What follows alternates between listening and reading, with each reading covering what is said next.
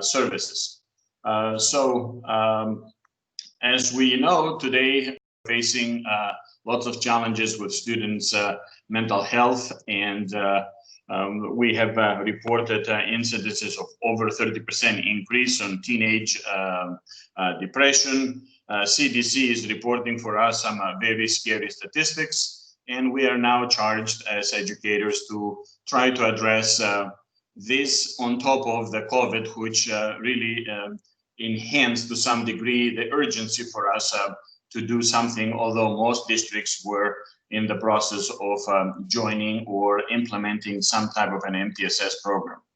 What I'm going to be discussing today is this particular product that it's called the BIMAS, the Behavior Intervention Monitoring Assessment System.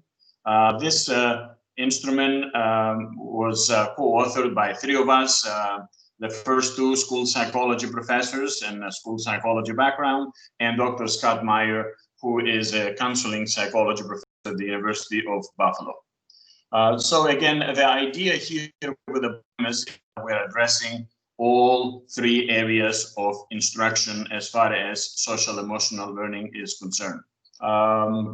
So what is the BIMAS? The BIMAS actually is a brief behavior rating scale that is designed to for universal screening to identify areas of behavior concern and adaptive skills for the kids. And once we detect those kids, to determine if a further assessment is needed or what level of supports are needed for these particular students. At the same time, however, seamlessly, the BIMAS introduces the progress monitoring feature. So the universal data automatically become data for discussion and data for progress monitoring. Progress monitoring that will take place at a tier 1 level. So as you are administering the screening data semester after semester after semester, 2 or 3 times a year, we recommend. Some people do 2, we recommend 3, but it's usually depends on the resources of the school.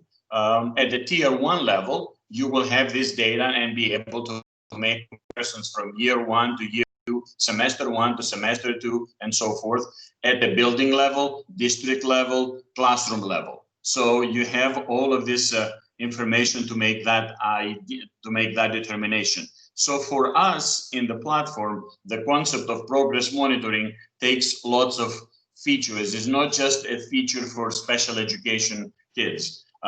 Once we identify who needs the assistance at the level 1, then we move to tier 2 and tier 3. Tier 2 services, usually small group interventions, and tier 1 and tier 3, really individual, mostly special education. So the thing that really makes this a unique product from our perspective is that the integration of the universal screening, progress monitoring, and on top of it, the dual view of the data, and I will elaborate on that later on, provides a way for mental health practitioners and educators to sit down, review the data, and have a conversation about efforts that are taking place across all of these 3 tiers of instruction. So the other thing that really makes it a very, very unique product is the fact that it provides lots of flexibility when it comes down to building progress monitoring plans at the tier 2 and a tier 3 level. We do not have you, for example, select specific items out of our scale or of a specific diagnostic scale to build the progress monitoring plan. We give you more flexibility. That flexibility is you can choose the whole scale, 34 items. You can choose certain items to address certain behaviors, but you can also customize behaviors because some items and some behaviors simply do not fit into every single child that we're serving out there. But the BIMAS is flexible enough to allow you to introduce this and create the criteria and the cutoff scores to determine if something is going in the direction that you expect it to go. So that's one feature.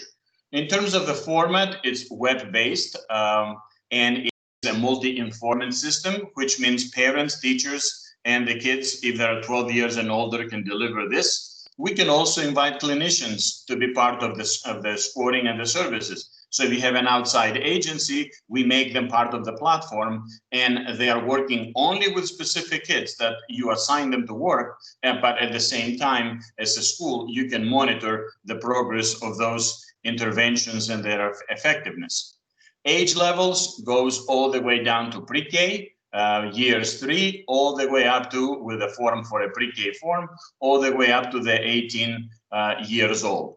Administration time, it's 34 questions. We tested it with teachers, and it takes on the average about 2 minutes per student to complete a rating. So a classroom period should be enough for a teacher to complete 25 students. At the same time, however, the platform is built in such a way where you can stop at any time and visit, whether you are visiting a brand new student or you stopped halfway while you are rating a particular student. Also, the parents have the ability to provide data, and the data to the parents can be delivered either in English or in Spanish. One thing I also need to mention is that the administration of any of these forms under a student's license, it's unlimited. So you can do unlimited screenings, unlimited progress monitoring plans, either at the tier 2 or tier 3 level, and invite as many people as you wish to be informants of those progress monitoring plans. So digitally, whether you are delivering instruction in distance or in hybrid learning settings, we were kind of ahead of this thinking about the delivery. And COVID simply was something that we said, well, you know, we're already doing this. So it's not something new to us or anything that we had to make adjustments for a telepractice or teletherapy or whatever. But even if you offer teletherapy, for those of you who might offer teletherapy, you can build a progress monitoring plan for a particular behavior intervention and allow parents, students, and others to provide data for the effectiveness of that individual intervention or group intervention and so forth. We also, of course, have a paper and pencil version. So all you have to do is just go to that website over there, the address, download the forms at no cost. And for a parent who doesn't have access to the internet, you can always complete the data this way and then manually include them into the platform. It is very important for me to address the theoretical foundations of the scale, because you're going to hear today a lot of discussions about people who just surfaced as products on when the Castle framework appeared, others more so now with COVID. But we go back to the 1998 to 2000 when we were developing this particular instrument, primarily not to do universal screening, but primarily to find what works really when somebody, a group or an individual is receiving individual or group psychotherapy. If they are receiving psychotherapy, how do we know that that psychotherapy or service or intervention works? So we started during that time with the work. And then around 2001, we got caught with RTI, which now it became MTSS. And the concept of universal screening came up. Well, at that point, we turned our attention and we said, can really these items that we're developing to address this traditional concepts of externalizing, internalizing types of behaviors, can this be serving as constructs that we can do universal screening? And we said, we really need to maintain in psychology and in mental health a history and a literature that goes close to over 100 years, literature and statistics and interventions that we know they work, data from CDC, APA, NIH, NAMI, all of these organizations who are telling us what works and what doesn't work in providing services. Of course, the SEL concepts appear at the same time, a few years later, and concepts that the social emotional learning concepts that are really talking about values that we need to be instilling to our students. And what we were saying is that, well, that is very nice. We are all together, we go along with it, as long as we go a little bit beyond the rhetorics of frameworks of SELs and so forth. And whatever we do, we measure it with observable behaviors of students. So when we develop these screening tools, they should have a rigor, the same rigor that we have on any other instrument: standardization data, reliability, and validity. And when I'm talking about validity, I'm talking about, can you really show us that this instrument can screen with accuracy? Can you show us that when I apply the instrument to monitor somebody's intervention or curriculum or SEL curriculum or any kind of intervention, can you really identify if it works or not? So our colleague, Dr. Meyer, was the one that we used to actually put the content into those scales. What exactly are we going to be asking when we do this kind of a work? And we started with the idea that we need to have sensitive items, sensitive to change, so that when we deliver something, it should show that that something makes or not a difference and behave in the same way that we expected theoretically. At the same time, we also know that these instruments should be independent of any intervention and curricula. So when we're talking about measuring effectiveness, I don't care if you're using Second Step, I don't care if you're using resources that the state delivered or somebody or whatever the case might be. These materials actually should be such, the scale, the screening instrument should be such that should be detecting the effectiveness of your work.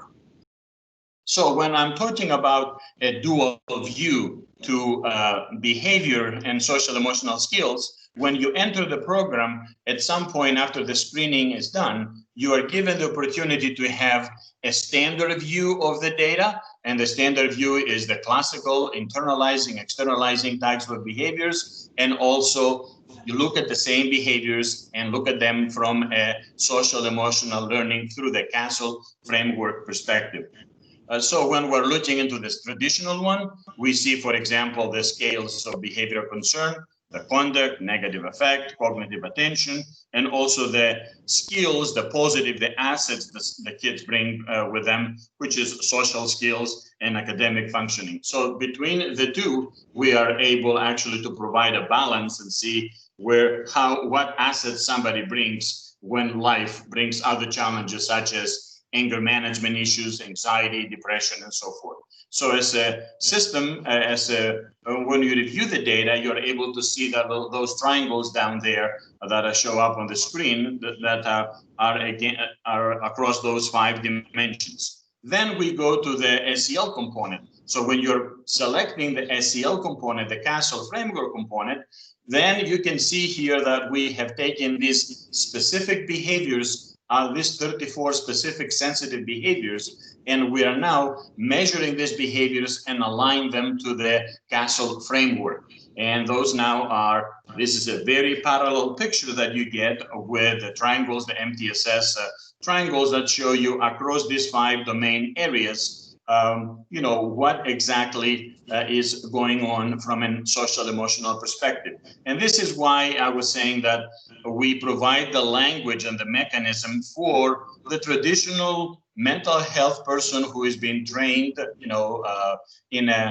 from a traditional perspective of delivering mental health services. But at the same time, now we have a new view of life and behavior for the kids through the CASEL framework, so we're able to have this conversation at the same time.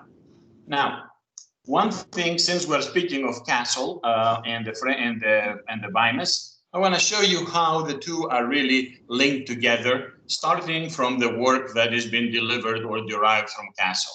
So when you're looking at the CASEL organization, they have a table in their website that talks about how do you go about teaching social emotional learning to a school? How do you instill those skills? And they said, well, you can explicitly teach those skills. You can create a good climate in the school. Some people are talking about PBIS frameworks and approaches into the building, you name it, all kinds of resources. An outcome, as a short outcome of all of these efforts, what we're expecting to see is we're expecting to see some good things happening. Those good things should be the kids developing those social emotional skills. And of course, once they develop this, we see improved attitudes, we see improved academics, and so forth. Now, how do I determine, how do I inform myself about the acquisition of those short-term outcomes? We have the data from here to see this kind of a work. Then long-term, what we are all hoping to see is that we're hoping to have, again, this is coming from CASEL framework organization, we're hoping to see some behavior and academic outcomes that talk about positive social behavior, fewer conduct problems, less emotional distress, improve academic performance. This almost are in perfect alignment with the traditional BIMAS scales that I mentioned earlier. And you get that data when you are really examining the data from this point of view. So you have a dual view to the information that is needed. Psychometric properties, of course, are very important for any scale to have. So we have a nationally normed instrument with good reliability, good validity. Over 5,000 individuals were participating, lots of clinical cases, so we can test for kids with emotional and behavioral problems, with autism, with learning disabilities, with all kinds of other special education conditions. And the idea there was, can really the scale be sensitive enough to identify with accuracy those students who might need additional help? Reliability wise, as you can see, we did very nice with the 34 items. And then when it came down to validity, in terms of the classification, look at the statistics from teachers, parents, and self. 82%, 83%, 79%, 72%, round them up. So we have a very good classification accuracy and excellent sensitivity and specificity data.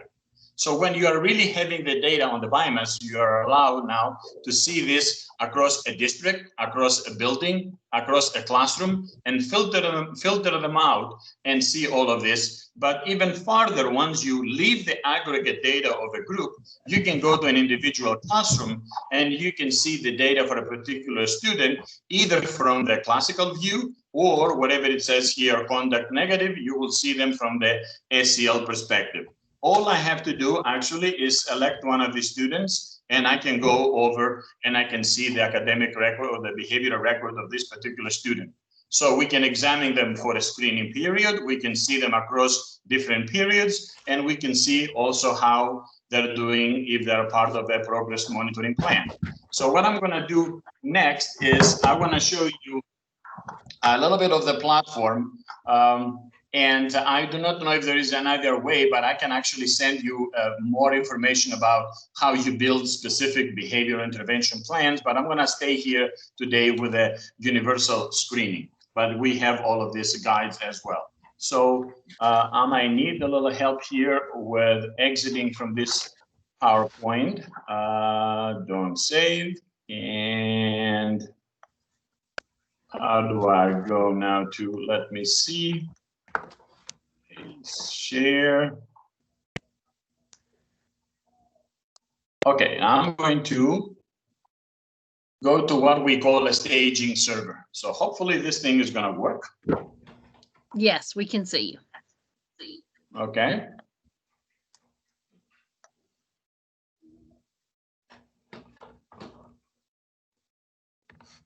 So now I am logging in as an administrator on the BIMAS screen, on the BIMAS platform. Over here, you see I have a number of fake schools that are a part of my account. Pretend that I'm a big district and I have all of these buildings in my school. So the first thing that you do is you build the schools, then you build the staff, and then you bring in the students. All of these things can take place manually, but can also be imported from the IT, from your IT department's information. So let's pretend now that we want to do a universal screening.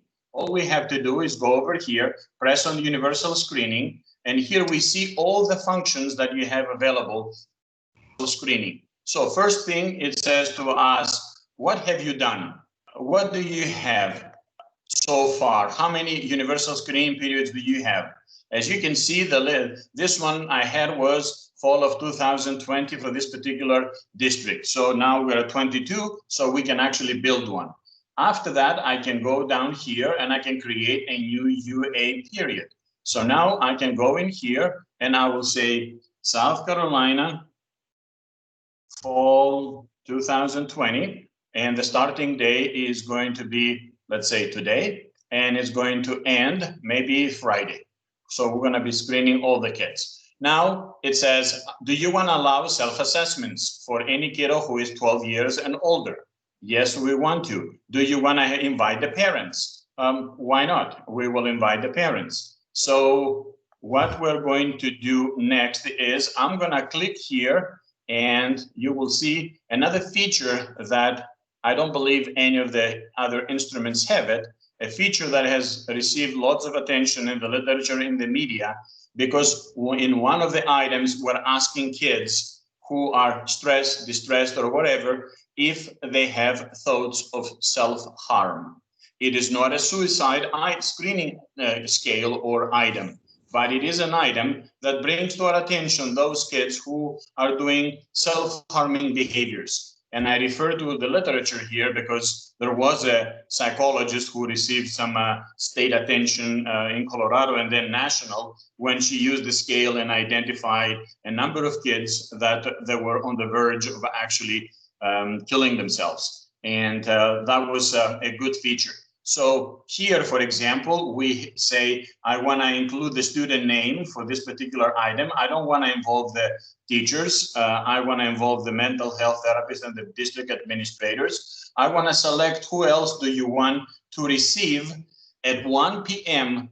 Eastern time for you, an email that says the following individual students have identified themselves with something that relates to this particular behavior. So the district adults need to be responding to this, and it's a good time to actually look into your threat assessment protocol. So once you do all of this, you click save, and let's see, from here on, we already, let's see what we have done so far. We have created the South Carolina. Here you are. Now we're going to open this, and we're going to invite the people to do the scoring. So here is the information. And over here, we're going to do the students first. So I'm going to click staff, and I'm going to go down here where it says students. Do you want to, and automatically it says to me that, do you want to send it to everybody in the district, or do you want to select specific buildings? So here you can select the specific building, and all you have to do is identify the building. And now you can identify what grade levels you want to send this information. So I would say to you, do it slowly, every couple of days, identify the kids that are going to be there, either 9th graders, 10th graders, or whatever. Because we're expecting also some things to take place where maybe hybrid instruction takes place, in addition to the kindergarten, in addition to the grade level, what you're going to see here in a week or so, there will be another field that we're going to call the cohort. A particular classroom, for example, of 25 kids, if they decide to attend alternate dates to be physically in the building, you will have the ability to identify the first group and the second group and so forth. But after you do that, all you have to do is select, let's say this one was grade 10. Let's select this and press send emails. And now the platform actually sends those email notifications to your students. And you can monitor again what is going on by looking into the period down here and how many kids have received this email. Okay, let's continue on with the process of universal screening. On the universal screening here, we have also an ability to monitor the data of how as the screening takes place. So here, for example, we don't have any data because we have the buildings, and down here I have also the schools. So Northridge, for example, was the school, and it tells me how many kids have received information, and these are the teachers actually in the system. So I can go up on the top, I can select students, and down here is going to tell me how many students at Northridge have completed whatever rating. As you can see, we just sent them the information, so nobody has completed from the 10th graders. But I can monitor from here who has completed the data and who hasn't during the window that the screening is taking place. Now, I'm going to go away from here and I'm going to show you now the critical item reports. So what is this critical item report? This is a dynamic one. As the students or the teachers or are completing the rating, over here, I will be able to select, for example, a period where I have some fake data. I will identify what do I have here, Northridge. Let's select just Northridge High School. And automatically you will see that all of these kids have endorsed this particular item, but not all of them are of critical importance. So what I'm going to do is I'm going to sort them. And once I sort them, I find out of those 100 that I had in here, there were about 3 or 4 kids that really endorsed this particular item. These are the kids that I need to reach out and find out what's going on. For example, this kiddo in here has a T-score on the negative depression, negative affect of 2 standard deviations above the mean and endorsed this item with item number 4. I have frequent thoughts of hurting myself.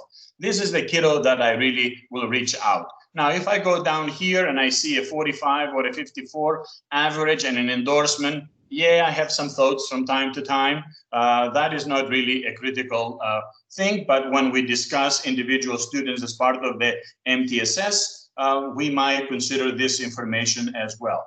So this is a dynamic report that is generated during the active window screening period. So whoever is responsible when we set up the access to the data, they're able to receive this and dynamically see this being taking place. At the end of the day, as I said, an email will come with an aggregate and a summary report for the day. Now let's go down here and see what other things are happening. Well, we just finished the critical item report. We finished the screening. Let's go and review the data for our screening. So here is South Carolina, of course, doesn't have any data. So I'm going to go down here to summer of 2016. I will look at the data. I want teachers, and I want to select a particular building, let's say Sunnyside Elementary. I want to select all the kids, all the grades and all the teachers. And now is the time to look at the data. If I look at them from a standard perspective, I click on the report and it generates this report that shows the conduct, negative effect, cognitive attention, and so forth. If I click over here from this side and we have a conversation about our SEL curricula and what we need to be paying close attention, what we need to address first, and so forth, here is the 5 areas of CASEL framework with the data for this particular. So we play around between both of them. But this is, again, aggregate data that we filter out by district, building, grade level. How about if we take a look at the specific individuals and classrooms? So I click here on this button, the other one that says View Class. And as you can see now, I see all the kids who have been scored with the screening. And I have every one of them with yellows, greens, reds, and so forth. But I really want to sort them out and see by conduct what is going on. Here are 1, 2, 3, 4, 5 kids. I want to sort them out with a negative effect. Some kids here are not really what I not identified. But what I notice is that we have a student here named Greg who has been identified as somebody with at-risk behaviors. So I'm clicking on Greg, and when I click on Greg, that takes me to his student behavior record. Here, for example, the very, very top, you will see a number of administrative stuff, but over here, what you will see is that we have a history of all of the data, the screening data that have taken place in the district for this particular student. So we see his winter data, his spring data, his summer data, and I can look and I can see both in terms of T-scores and green and coloring to have this conversation to see that something is really not going on right here in the summer. If I want to see a particular scale, like negative effect here, I can click on the scale and I can see a history in terms of the confidence intervals. I can see a reliable change index if the behavior went from one place to another. Sometimes you might have, for example, a change in the numbers in here, but the color might not go along. So it's good to see both the confidence intervals and the scores when you're making that kind of a decision. But let's go back into the overall score. I am curious to see what exactly happened in the summer of 2016, the latest screening here. So I'm clicking on the data, and this opens now the individual record for Greg.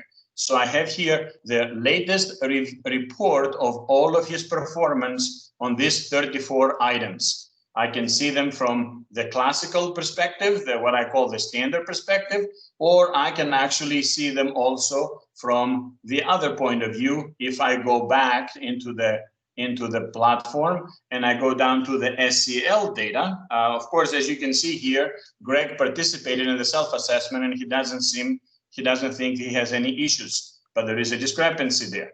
Then we go down here and we see the social emotional learning data for this particular student again. And here is the data, and here is the data. Everything was going perfectly fine until summer of 2016. And now if I click in here, all of these items, the 34 items, have been realigned to the CASEL framework. So you have this information also for Greg. Now, the next question, of course, becomes, so what do we do with Greg?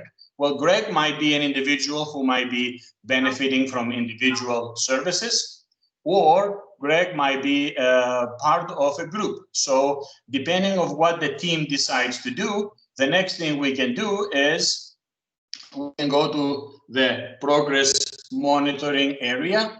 And here we can actually create a progress monitoring plan. We can identify, for example, what the intervention is all about. And we can identify and build a plan to see how frequently we're going to monitor with whatever information. Are we going to use the standard form, individual, unique items, and so forth. And I know I am probably running out of time.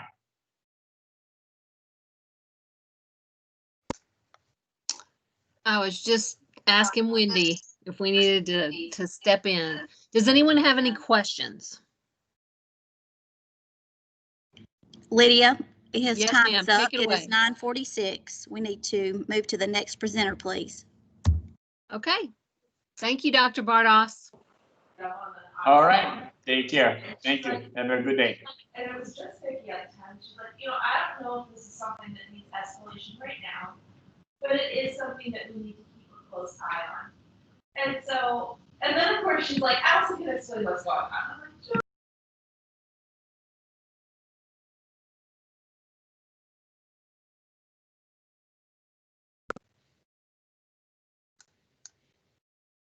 Jamal Thompson.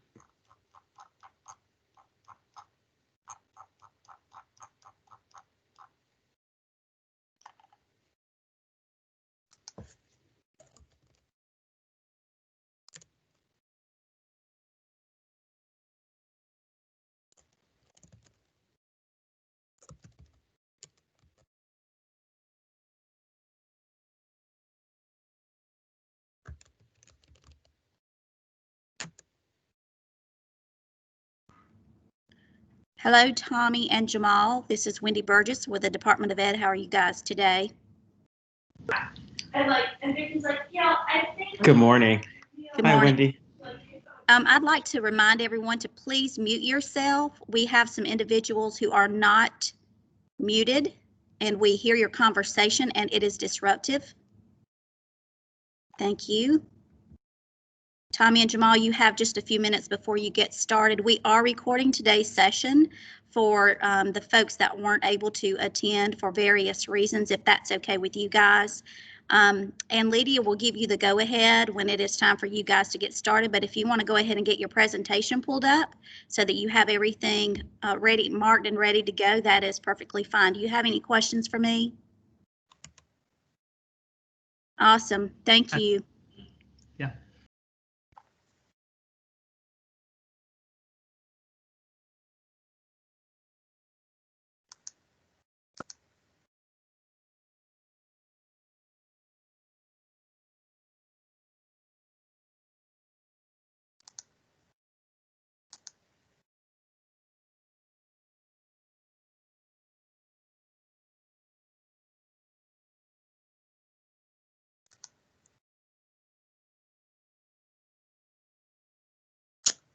Good morning, Jamal. This is Lydia. And you are muted. I think probably because I muted people earlier. So if you want to unmute and just test your audio real quick. Hi, Lydia. My wife is There here you go. in the background, so I was telling her she's going to be recorded for South Carolina. That's why I went on No mute. problem. How was school? Did we get school going? School is going. Alexander is very happy. I haven't seen my son smile as much as he did with being around kids his own age. So it's really nice to see him back in school. Yeah. Just checking my audio as well. Can you all hear me? Yes, we can. All right. And can you see my screen? It should say Panorama Education's SEL screener. Yes. Awesome. Okay, so I think we are set to start at 9:55. Oh my goodness, I have to watch the clock here.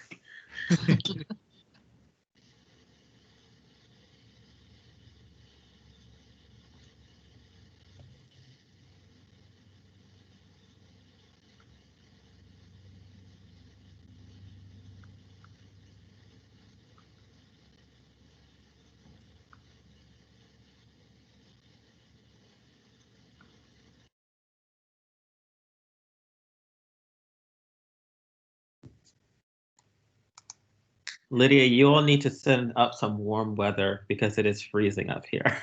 Oh, really? It's a little cool here too. I think we got down into the 50s last night, which is get out your coat weather to my way of thinking.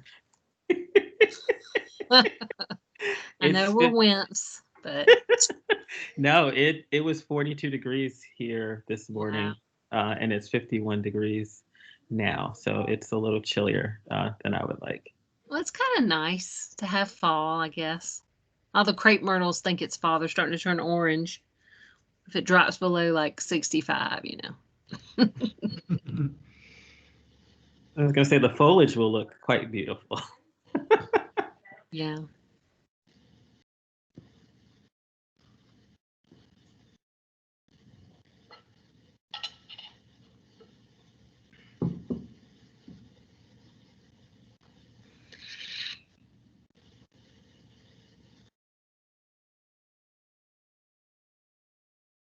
How are things in general where you all are?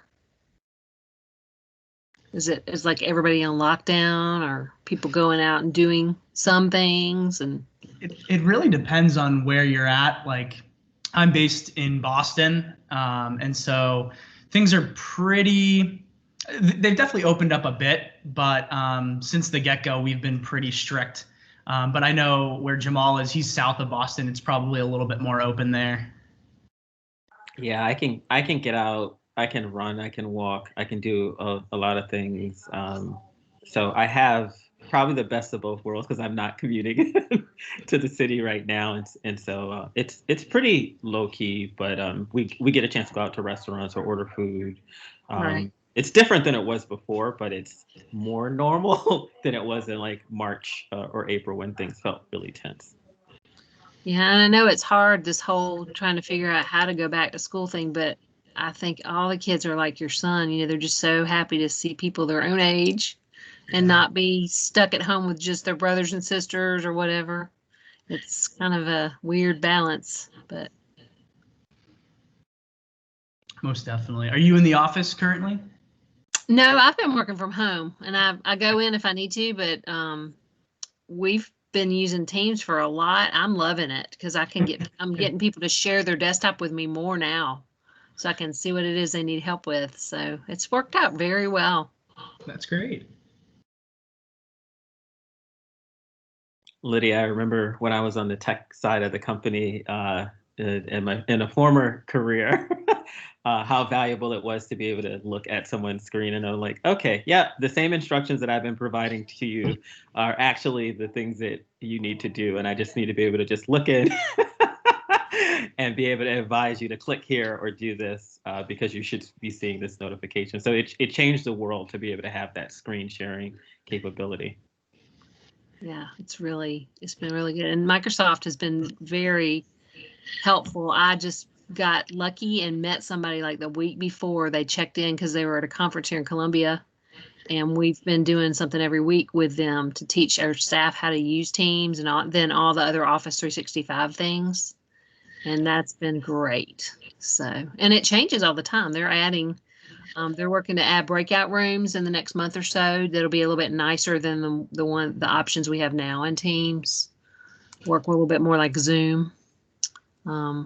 We have a new toolbar that came in. I don't know if you're used to that thing being across the top or not, but that was wonderful for us.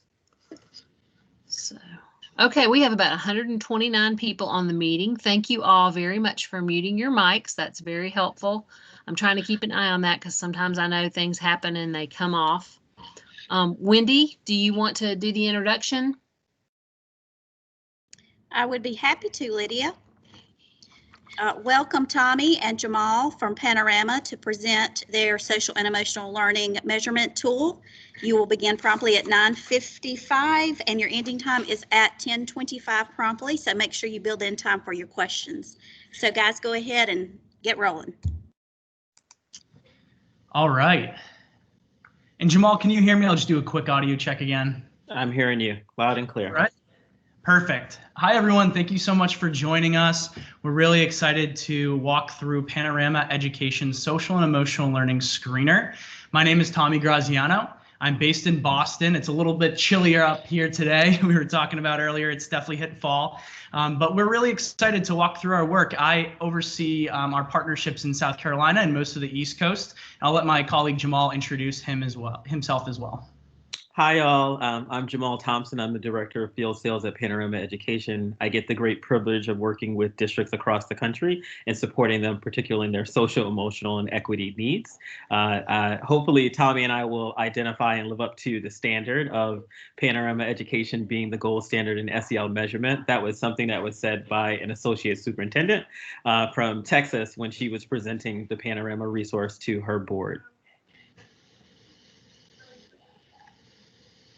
Wonderful. So we just wanted to do a quick high-level overview of our SEL screener to ground us. And we have 3 buckets here on the screen: measure, understand, and act. We'll keep coming back to those words because that's kind of how we think about our social and emotional learning screener. It's totally customizable with valid and reliable topics that are aligned to your district's goals. We're really proud that it's student voice driven. So students are sitting down and reflecting on their own social and emotional learning competencies to see if they're areas of strength or areas of growth. And we'll also jump into our reporting platform and data analytics platform to see how we can understand and really act on this SEL data, how we can put in supports and implement interventions for students. And we'll walk through our evidence-based social and emotional learning intervention library, which is also a part of our ACT bucket, where we're taking strides towards supporting our students and implementing things that we know work. And we'll cover a little bit of our project management and professional learning team, which really helps with the data inquiry side of things and building the capacity of educators to support students' social and emotional learning.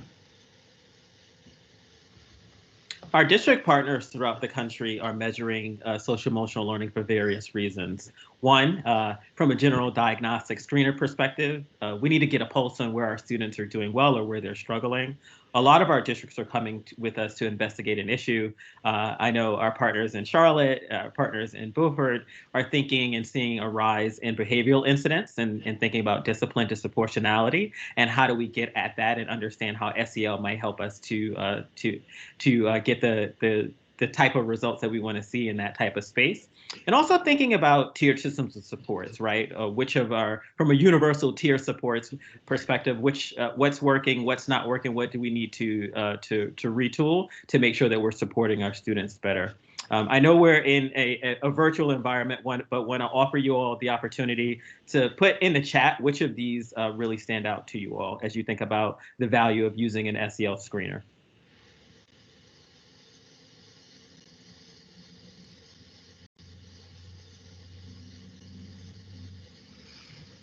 All right.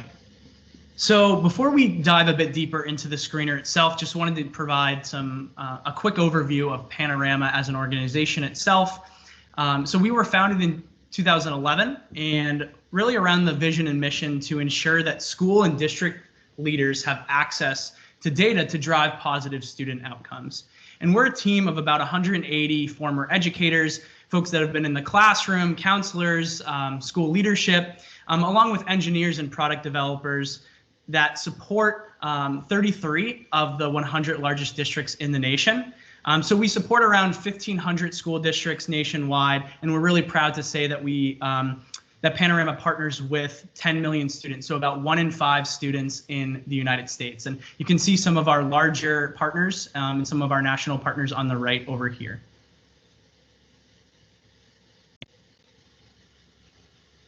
And I'm noticing a couple of folks did chat in that from a general diagnostic screener perspective and getting a pulse on where students are at before diving into specific student needs were a couple of things that folks resonated with folks from the WIRE districts measuring SEL. When we think about supporting our innovative districts throughout the Southeast, these partnerships look and feel a little bit different. So Charlotte-Mecklenburg County Schools really was using SEL predominantly with their PBAS schools, and that's where the partnership started.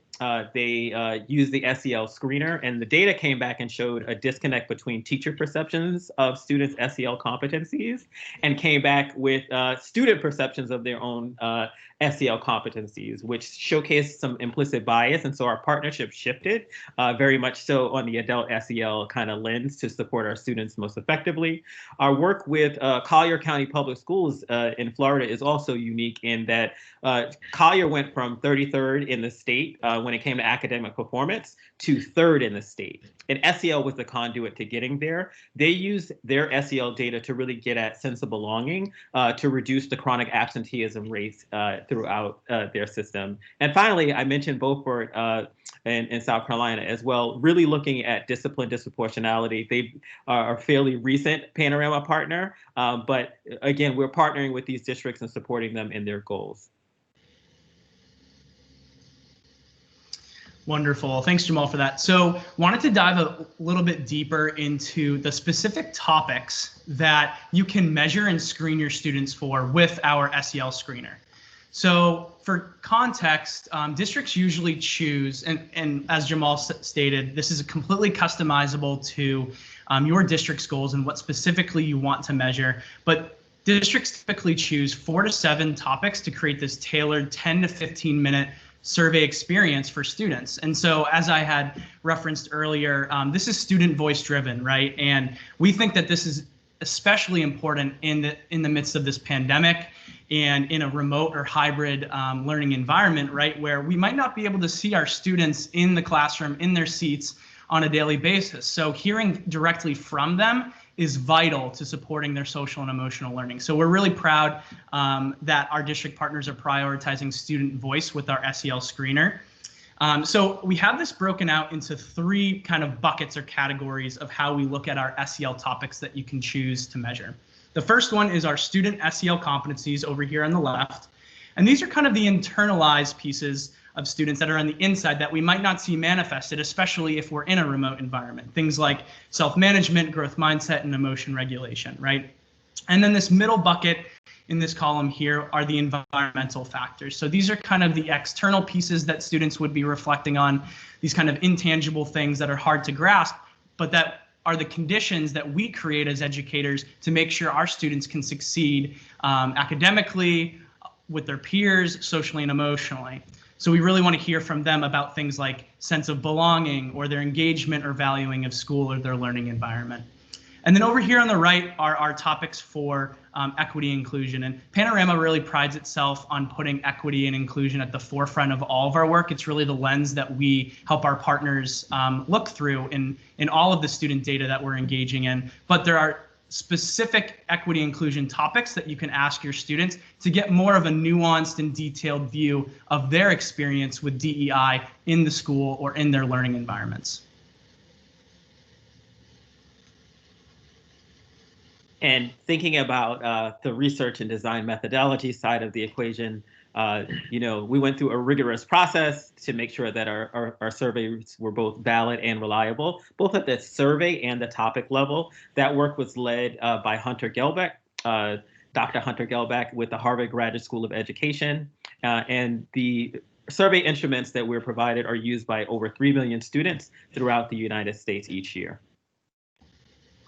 Wonderful. And I'm a data nerd, so if you're interested in looking more at those sample populations that we tested or how we made those surveys and topics valid and reliable, we're happy to send out those reports and tests that we did. Also wanted to jump into a sample scale. So on the slide previous to the one Jamal presented, the one that I was on with the topics, the 3 buckets of the topics, you can see here a further breakdown of one of the individual topics, self-management, and this is catered towards grades 6 through 12. For our SEL survey, you can survey grades 3 through 12 for their own students' perception, and K through 2 can be the teacher's perceptions of students. But for this one, this would be a district that's identified that we want to really know how students are feeling about managing their emotions, their thoughts and behaviors in different environments. And so with each topic comes a list of a few questions. And so it gets down to the nitty gritty. And all of these questions and the answers options for students are really supposed to kind of mimic or represent a conversation, whereas like a teacher or a counselor would be sitting down with the student asking them about how often do they feel like they are prepared for class, or do they pay attention and ignore distractions. And all of these answer options, which we'll send out in our social and emotional learning user guide, you can see that it's on a Likert scale to really see if the students are reporting strengths or areas of growth. It's not just a yes or no answer, but a scale to be able to really pinpoint how students are reflecting on their skills. And knowing a lot of South Carolina districts are looking to the amazing work of CASEL, the Collaborative for the Academic and Social Emotional Learning, especially as SEL, the lens of SEL is changing dramatically with the pandemic and with a bigger focus on equity. We wanted to highlight that our 22 topics do align to the CASEL wheel. And from an administration perspective, we provide the option to administer surveys both on an online format or through paper surveys. Our larger districts are using both to make sure that they have a strong representative sample. Most of our district partners, students or staff or families are taking the surveys on a mobile device or a tablet. The surveys are available in more than 10 languages. We've highlighted a couple of examples: Arabic, Mandarin, Somali, and Spanish, in addition to English. And district partners and building level leaders love the ability to see response rates in real time to make sure that they're hearing from a representative portion of their stakeholder groups.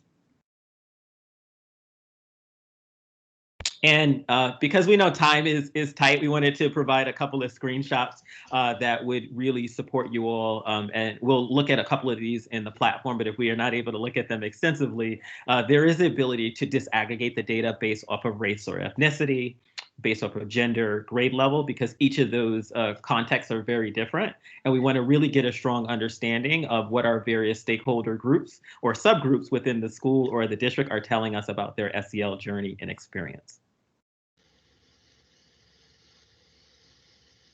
And I had the great privilege of presenting with Dr. Laura Baker from Bastrop ISD out in Texas. And I loved this kind of reflection from Dr. Baker when she said, we look at panorama data for campus trends, right? So as a district administrator, I get an opportunity to look in and see like, where is grit or growth mindset? Where are we winning? Where are we struggling? And getting an opportunity to do that. She also mentioned that her teachers really like to use the SEL screening data as an opportunity to have a conversation, as Tommy was saying, via student data with parents at parent-teacher conferences as well. All right. So I'm going to shift my screen to our platform so we can see what it looks like to really act on or understand and act on social and emotional learning data. Wanted to quickly highlight, and Jamal, can you see the screen? Great. Just wanted to quickly highlight a landing page that we created for you all in South Carolina, how Panorama is supporting South Carolina districts. And there are a few resources that you can download from this landing page. You can download the SEL Screener User Guide, which breaks down all of the valid and reliable topics and questions available to you. And then we have a few different buckets of our work of supporting adult social and emotional learning with our professional development as well. So just wanted to quickly highlight this. This is also a great way to book a meeting with me if you wanted to schedule a call to learn more about Panorama and all of our work.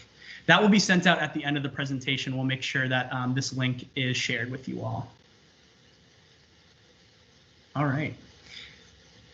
So now we've selected our 4 to 7 topics that are aligned to our district's goals. It's been 2 weeks since we've administered the survey. We closed the window. Now we're going to unpack that data live.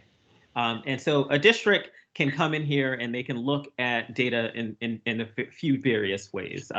If you're a district admin, because this platform is permissions based and customizable by role, we can dig in at the district level. If I'm a principal supervisor and I want to speak to someone at Boxer Elementary School or Columbus Middle School, I can look at their particular data. We can look at course sections. We can look at data by students. Other district partners are looking at it by elementary, middle school, high school, or by feeder patterns. And so the big takeaway from this screen is that we can customize the context according to what you all need. So let's dig in, and we take student security and data seriously at Panorama. So it will log us out if we have student data, and this is fictitious data, open for too long. So Tommy, we're gonna take a look. Yep.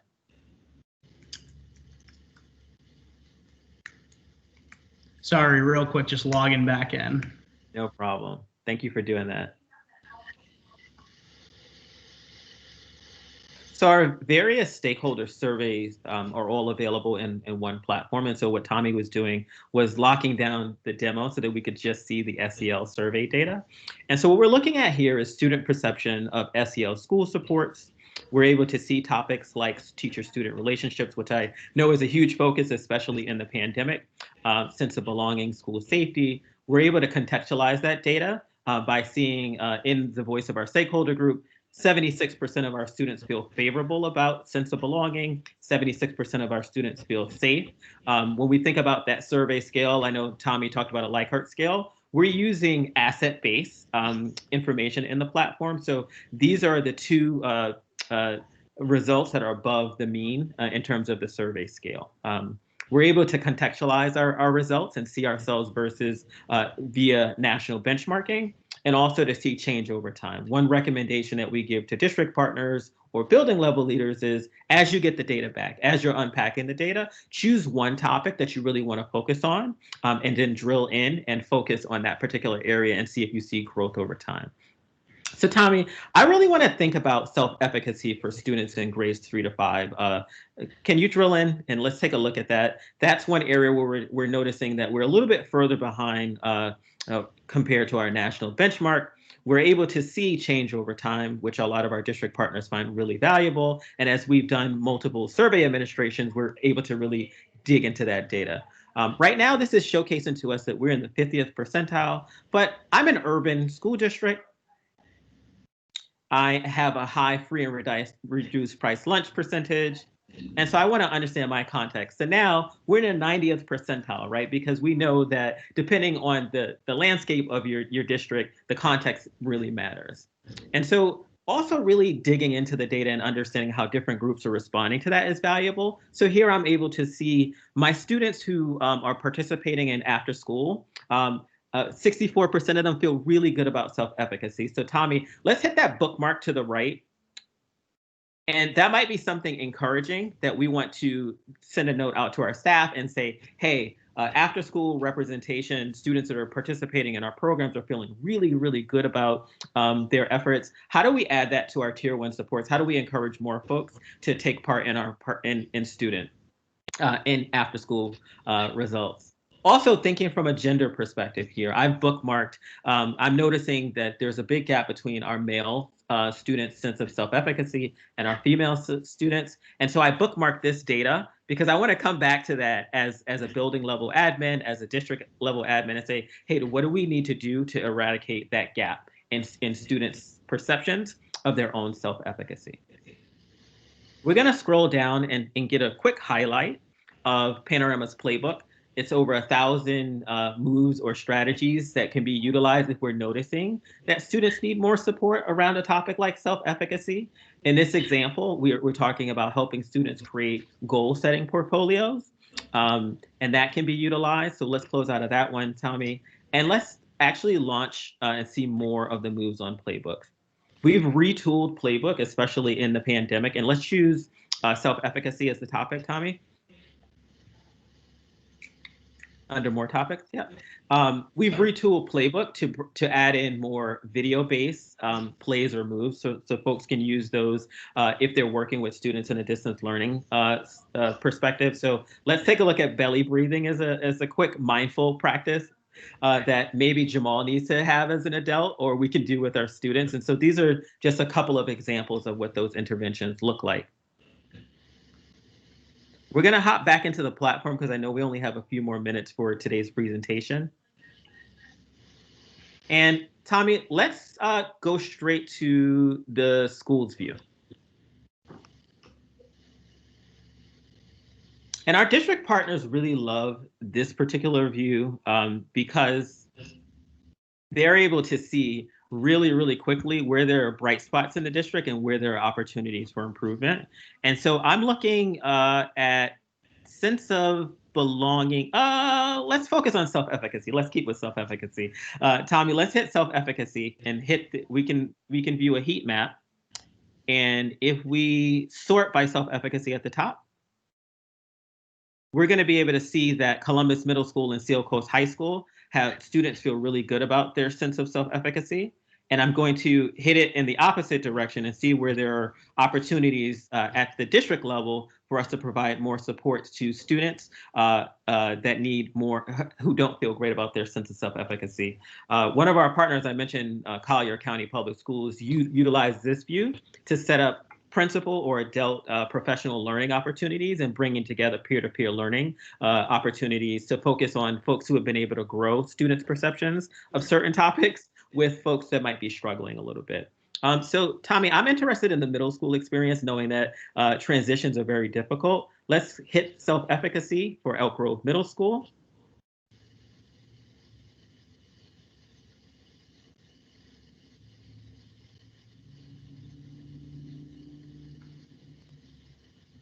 And we're doing a little bit of a data dive from a change over time perspective here in the platform. I'm noticing a big trade-off, or we're seeing a big drop. And so I'm really curious about what might be causing that drop-off. And so right away, I'm just going to hop right into the student's view because I want to hear and see and understand the student perspective right away.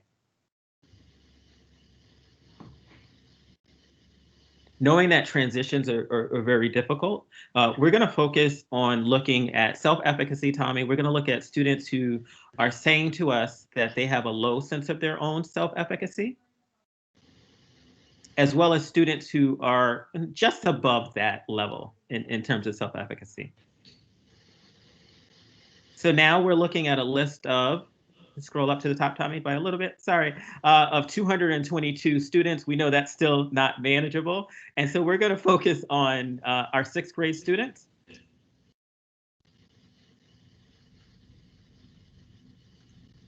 Who don't have a support note home and that are female.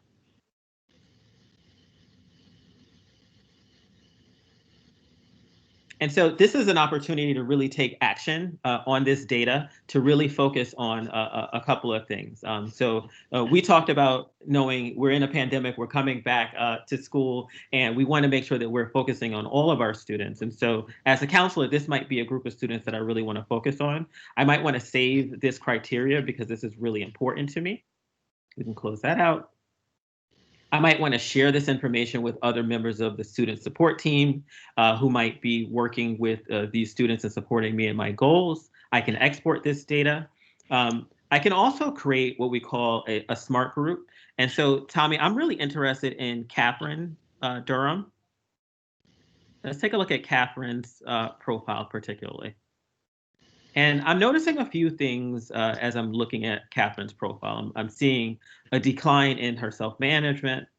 I'm noticing emotion regulation is improving, but self-efficacy is sliding. And so from a support perspective, on the left-hand side, I'm going to create a support plan where I'm going to schedule a virtual check-in. And I'm going to see how Catherine is feeling about her sense of self-efficacy. I'm going to save it, and so that any of our caring adults that are working with Catherine know right away what's happening, which is really, really valuable for if we are dealing with a high transient student population, or as we think about transitions. Perhaps Catherine had, unfortunately, someone in her family or in her sphere have issues or complications from COVID, and those are impacting how she's showing up to school each day. So I know I kind of gave you a lot here. This aspect of the platform really is about the understanding and the action phase. And so being able to utilize the power of grouping, being able to look at the data and to provide interventions or create support plans are really valuable for folks as they're thinking about unpacking the data that lives inside this wonderful reporting platform.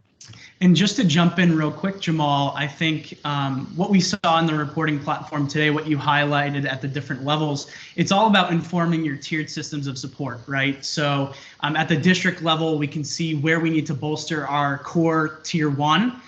What's working and what do we need to bolster, you know, especially in a remote setting. And then as we get down to the school or the individual student level, we can see what are groups of students that we might want to move into tier 2, targeted interventions, and who are some students like a Catherine who might need some, you know, one-on-one tier 3 intervention SEL support. Thanks so much, Tommy. I think we're gonna leave the floor open for the next few minutes because we finished the presentation just in enough time to give folks some. So if folks have some questions that they want to put in the chat that they would like for us to cover live, we feel free to put those in the chat. Hello, Jamal and Tommy. Just to let you know, you are at your 5 more minute marker. Thank you.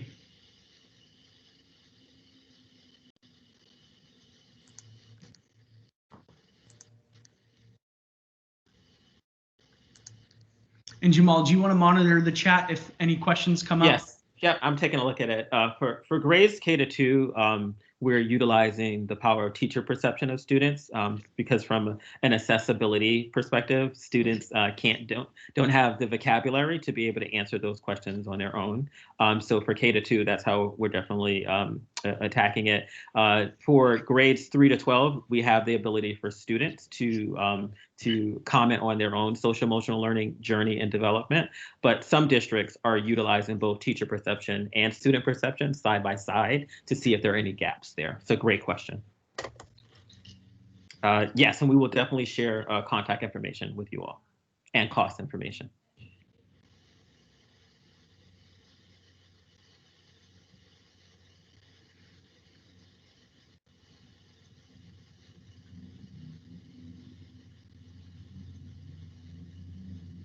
If there aren't any, is parent input a part of the program? Oh, there are some great questions coming in there. So, and how long does a screener take to complete per K-2 student? It takes about a minute per student for K-2. There isn't a parent questionnaire per se. So what we see a lot of our district partners do is take the data and make it available to parents so that they can look at the information in parent-teacher school sessions. Does the system flag critical items? You can utilize the power of the smart groups feature to flag particular students that you want to focus on. So if we are looking and thinking about self-efficacy, if that's a topic that's really important for our district, and students who are reporting low sense of self-efficacy, or we're looking at self-management declining, we can kind of create smart groups and alerts to do that. Can it pull directly from PowerSchool in a batch upload? What we're doing is we're creating a roster file, which you're downloading it from PowerSchool in this example, and that's giving us the data to disaggregate the data so that the reports can be broken down by the subgroups that matter most to you all. This is fun, getting the rapid fire questions. Keep them coming.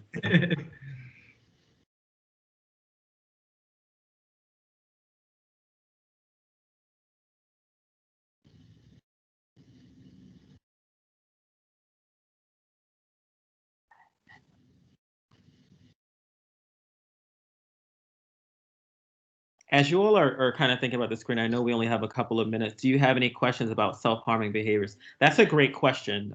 Panorama adapted our survey offering during the pandemic to include our well-being measures. And so there are opportunities to ask kids how are they feeling about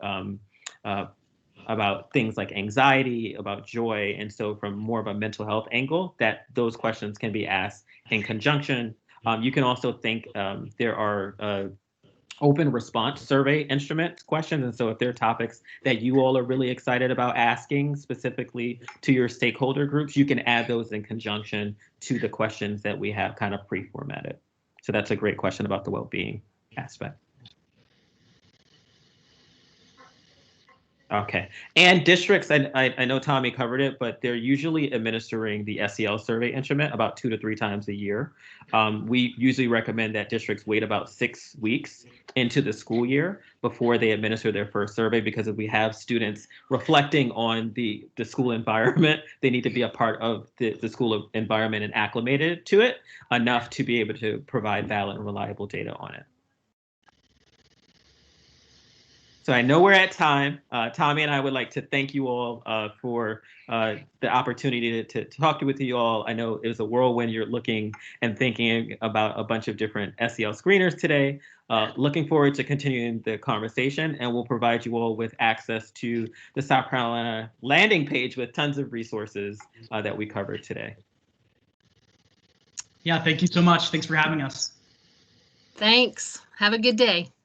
You too.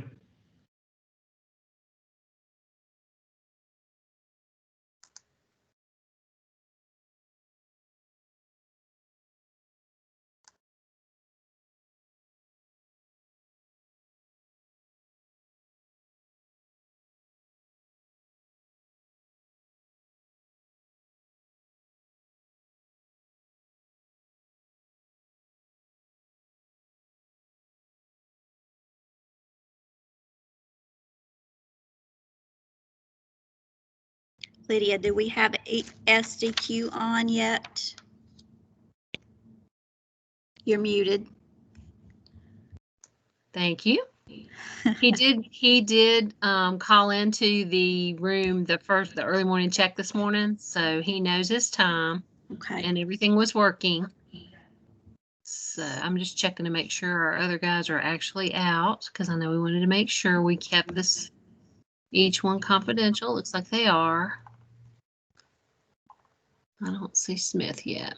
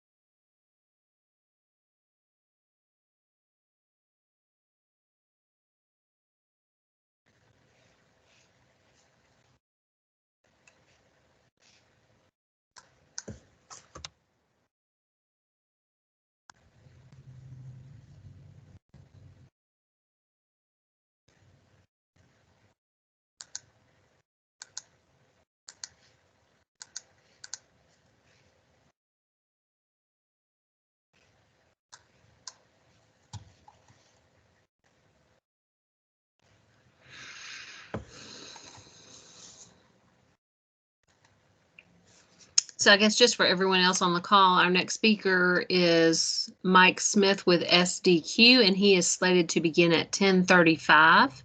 If you need to take a little break, we'll get going at that time.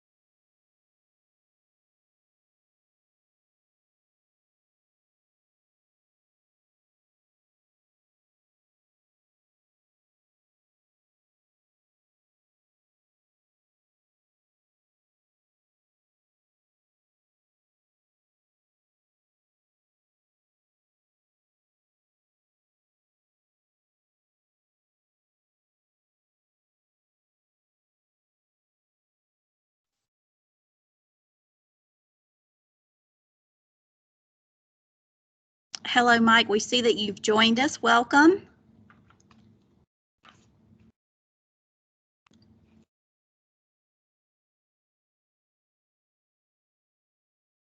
Mike, if you want to go ahead and queue up your PowerPoint presentation, Lydia is on hand to help you with any technology issues. Okay. Okay, I joined the pre-meeting. Oh, I don't know what happened. You're muted, Lydia. We can see you and you're in the right place now. Yes, you are here. Oh, thank goodness. And it's 10:35, so you may begin. And just a reminder that your ending time is at 11:05 promptly.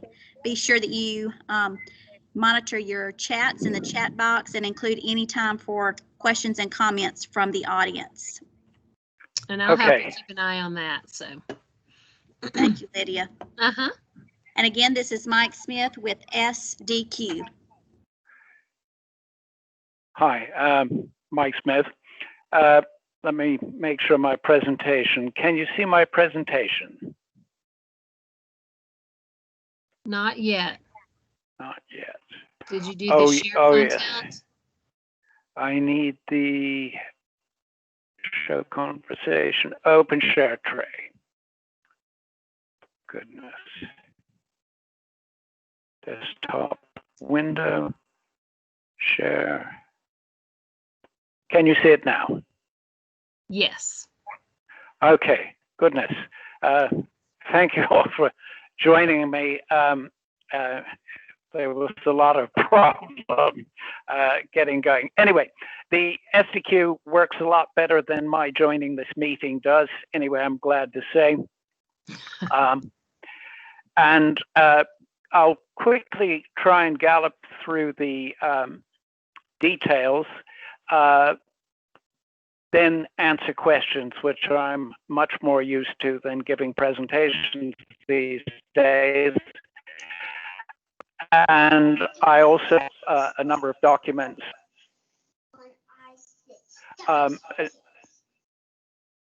Oh goodness, I'm getting feedback as well. It's very, very distressing. Anyway, I'll provide a number of documents as well. The background, the SDQ is the Strengths and Difficulties Questionnaire. It is the most widely used mental health measure for children and young people in the world. It exists in over 80 human languages, and we've had it available globally for 20 years nearly on the internet, 24 hours a day, 365 days a year. We've assessed millions, literally millions of children over the last 20 years online, and other users of the SDQ have assessed other millions as well.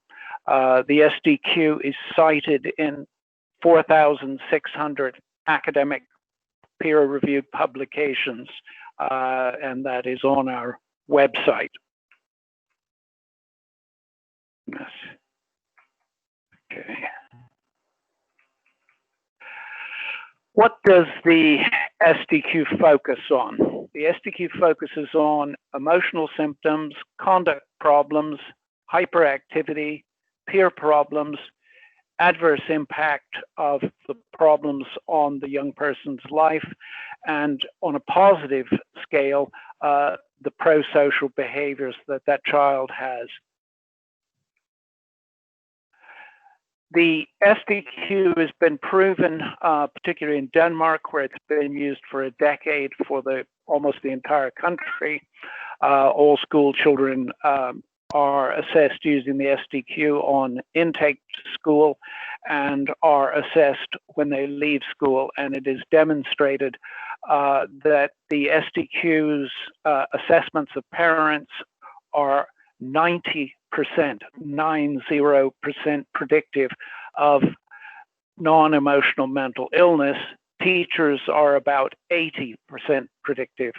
The children themselves are only about 50% predictive, but that's of non-emotional. So self-assessment by children of 11 and older is important to get an understanding on the level of emotional problems that they have. It was authored by a professor of child and adolescent psychiatry in London, Robert Goodman, now retired, very deservedly. And basically, it's a structured framework. It allows you to measure and monitor mental health both immediately and over time. The SDQ can be used for rapid analysis of groups of people, and I'll show you an example of how this can be used to identify people most in need very quickly. The online SDQ can be done with no physical contact.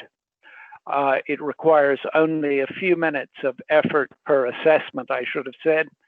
And interestingly enough, it works quite well with adults, although the amount of research proving that is far less than the thousands that we have for papers that we have for children. But it is an excellent tool for providing transition across early adulthood, and we will be focusing a lot of effort in the next few years on that aspect. SDQ Plus is a relatively new introduction. SDQ Plus takes the SDQ Classic, if you like, with no changes in the assessment itself, and provides a historical record of the SDQs. The SDQ Plus is entirely online. It eliminates transcription effort and the error involved with it. It works both with individuals and with groups. From a computer systems perspective, it has a full line of online interfaces that allow it to be integrated into larger systems, healthcare systems, school management systems, and so on. And we are completely compliant with European Union data protection law. We employ strong conventional and proprietary mechanisms to ensure security. And the SDQ is not a web system brought to this application. It is a strong and secure system that was developed and then put on the internet. What does it look like? Well, you see this in the papers that I'll send. It's very bland. It was developed for the web 20 years ago when there was no styling languages. JavaScript was extremely unreliable. And the advantage is that it runs on any web browser and it runs on any mobile phone, cell phone, tablet. Typical response time, there's 5 or 6 pages like this for children with severe problems, and the total response time is about 3 to 5 minutes.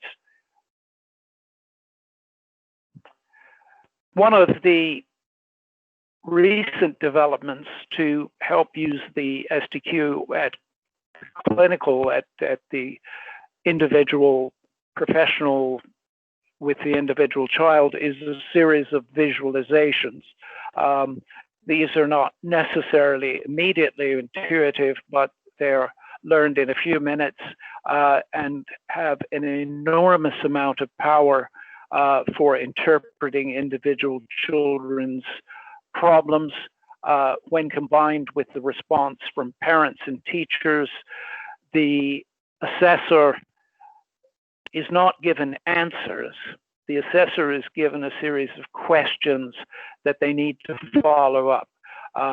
So it's not a magic bullet, but it provides the clinician or the person who is in care of the children, it provides them with perspectives. There are also the classical SDQ reports. There's a technical one that is used for onward referrals, and this one is a particular version that is intended for giving to children and parents where it is felt to be appropriate. I mentioned that the SDQ Plus provides a history. So this is a fictitious case of a child who's been assessed in 2020 twice. and has been assessed twice in 2019. The record being totally fictitious, my apologies, shows a rather irregular pattern.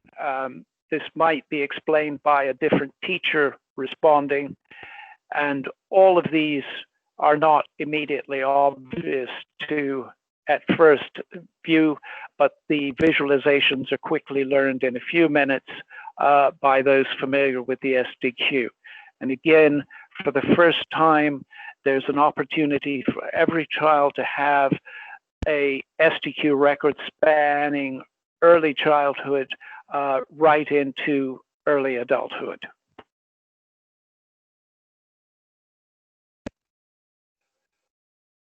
Finally, we look at the ability of the SDQ to analyze groups. This is an actual class that has been assessed. The assessment of a class of 30 children takes about 30 minutes to do the entire class. And as soon as the assessments are carried out, this analysis is immediately available. This allows you to drill down into the individual's records, but it also shows you that in this class, there are children who are here sorted in relative order of priority, but it doesn't always work quite like that, because down here in the middle, we have a child with very high impact, very high emotion, not a very strong score, but this is a child of concern who will benefit from somebody talking to them quite soon. High impact, high emotion, no other problems, good pro-sociality. This is a child who needs help and needs help right now. In a typical school, the SDQ Plus will show you something, again, a real school. Yes, there's a whole load of children with quite severe problems. I would categorize these bottom four as psychiatric problems, serious psychiatric problems. These children have serious mental health problems, and then all of a sudden you find children you didn't know were having problems, and the SDQ is very, very valuable for uncovering this cohort. And finally, though this is a bit of a dream, is the incorporation of the SDQ into school district levels or even national levels, where children have at least annual SDQs. Children with immediate concerns are given a computer-based psychiatric full panel assessment and are then referred to secondary care services, with those not meeting criteria put into a loop of SDQs where there's watchful waiting carried out. And that's the end of my presentation, and I would like to take questions.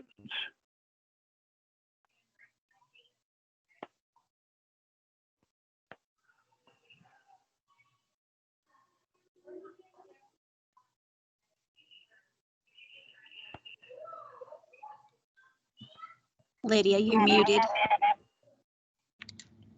Sorry about that. If you want to come off your mic, everyone should be muted at this point to ask your question, or if you prefer to type it in the chat. Okay. Thank you, Wendy. Oh, wait a minute. I need, recording has started. I'm trying to, I'm cameraed off. Can you see me now? Yes, we can. And hear me? Yes, And of course. hear you. Okay, right. Yes, I would welcome a question from there, if I may. Let's see, where's the side panel? Ah, conversations. I'm sorry. This That's is all right. terrible. Okay. Ah, Ellen, Hampshire. Can you see how schools are doing with pro-social behaviors? Yes, yes. It's very good for that. And of course, prosociality is a very important aspect. So the work in the visualizations is to actually to tease out the subscales. So if I were looking at prosociality, I would be looking at that also in the context of peer problems. This, but yes, you can view and measure prosociality across the group. You can use the SDQ over time to see if your interventions have had a positive impact or not. Very much so. Okay. I hope that answers the question. And please, anyone, feel free to email me to follow up in depth or conversations if I don't answer them to your satisfaction at this point. Well, I viewed the SDQ and love it. Well, how can I argue against that?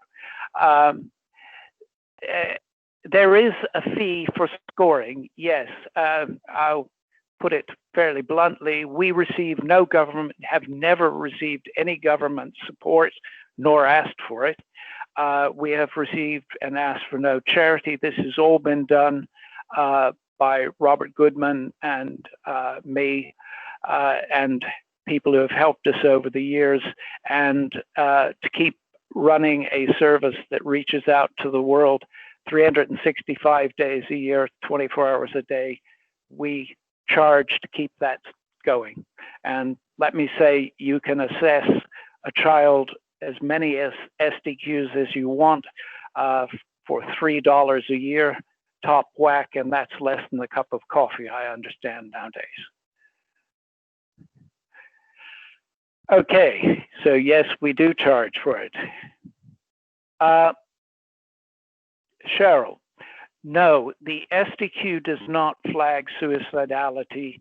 It has only the measures, and what's more, from the SDQ's perspective, we do not know who the children are. We've done some very clever programming, encryption, and blockchains to allow you to securely link SDQs to your identities, but we do not know who the children are, and we do not want to know for security reasons. Suicidality is not there. I mean, I think you can infer, as for the child with the high impact and high emotionality, that's not necessarily a cry for help in that respect, but children who are indicating impact should have an interview, in my opinion. So, yeah. Another question about the fee. How much is it? I think she was just correcting. Oh, correcting herself. Yes. Okay. Oh, in the United States, yes.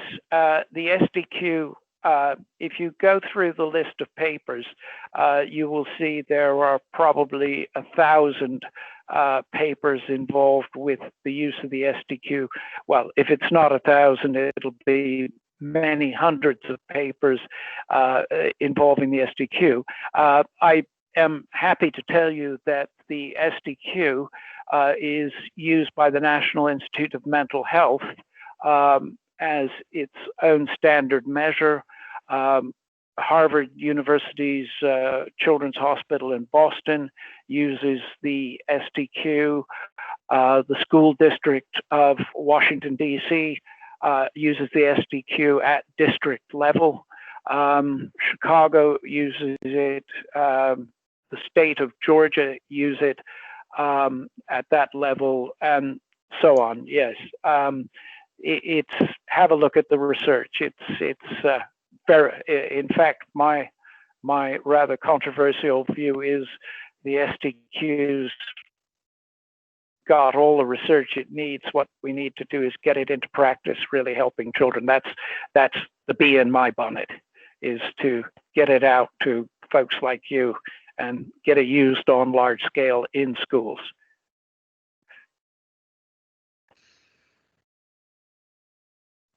Right. That's the questions. And any further questions?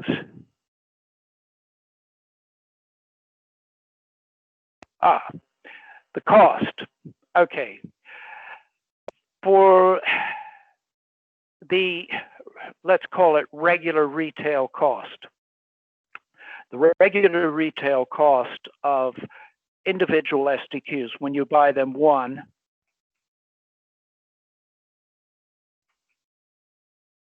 is $1.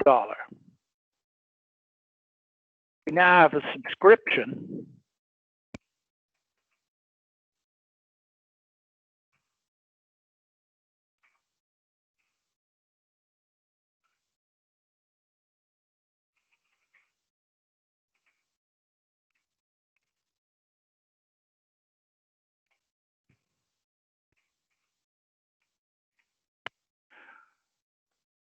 So the subscription is children who have problems.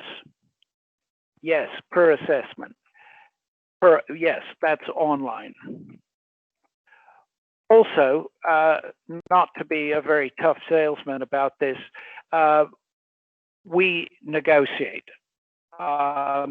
We understand, I've worked in both in education and in healthcare many years, and we understand that if you haven't made budget provision, you simply don't have it. You can't get it. We provide the SDQ, try and collect in arrears.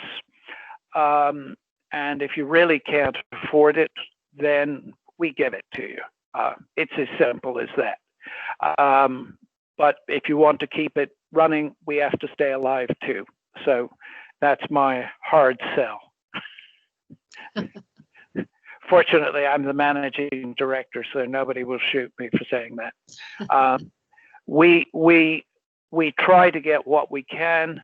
You know, as I say, nobody gives us anything for free. We don't ask for it, and we can't provide it if we don't stay alive. So we are happy to negotiate a deal that makes you happy,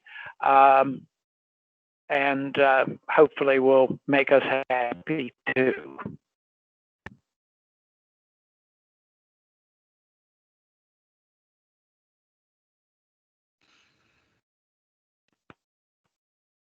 Thank you, Karen.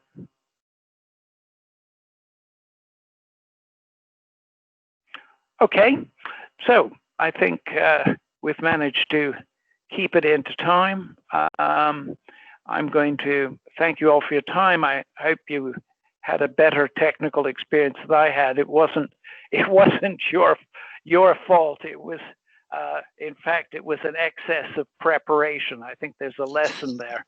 I was locked into the pre-session, pre-session thing where we'd used to get it all worked out. And I wasn't half rattled, let me tell you. Anyway, so thank you all very much, and I will now leave the conversation. Please email me for further conversation if you like. Thank you very much. You have a great day. Thanks, You too. Mike. Bye-bye. Bye-bye. Bye all.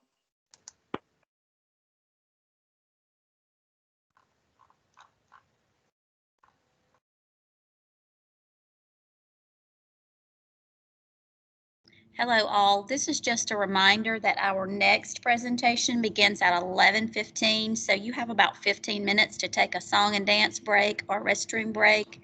So just get up, walk around, because I know this is a long day online.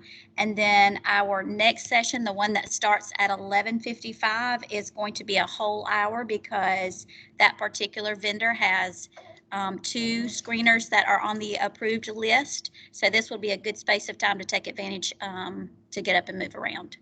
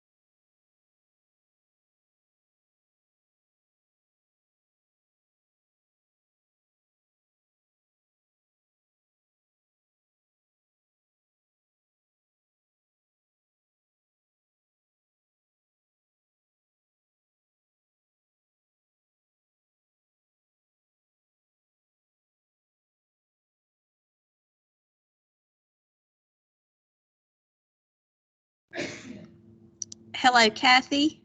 Are you there yet?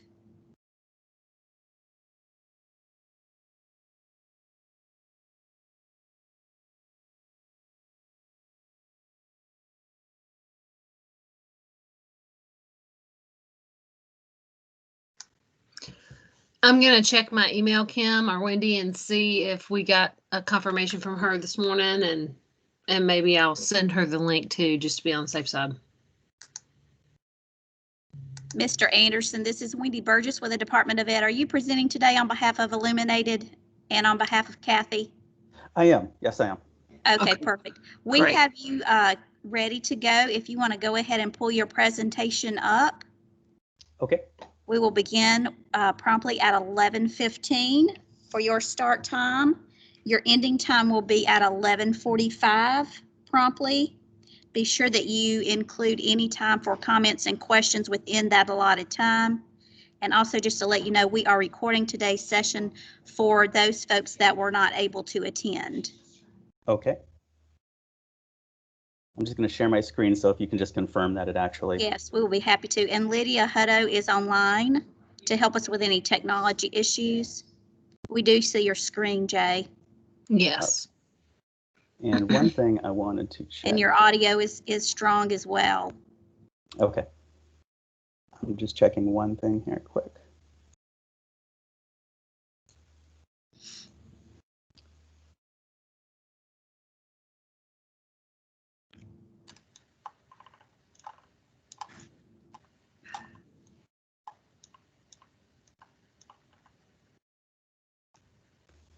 Okay. I'm just going to.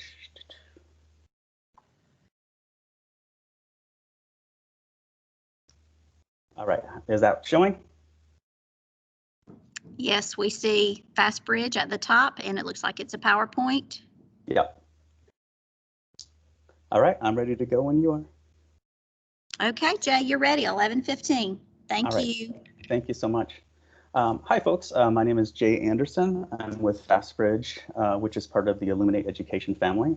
And we're going to give you a quick overview here of the social emotional behavior screening and progress monitoring tools that are available within the FastBridge system. So I'm not going to spend a lot of time on history and things like that, but I do like to just touch on 4 cornerstones of the FastBridge solution, just so you understand all of what is a piece of the system. So one of the things that we put a big focus on within FastBridge is efficiency. And this relates to both academic assessments and our behavior solution. And obviously we're going to focus exclusively on social emotional behavior today.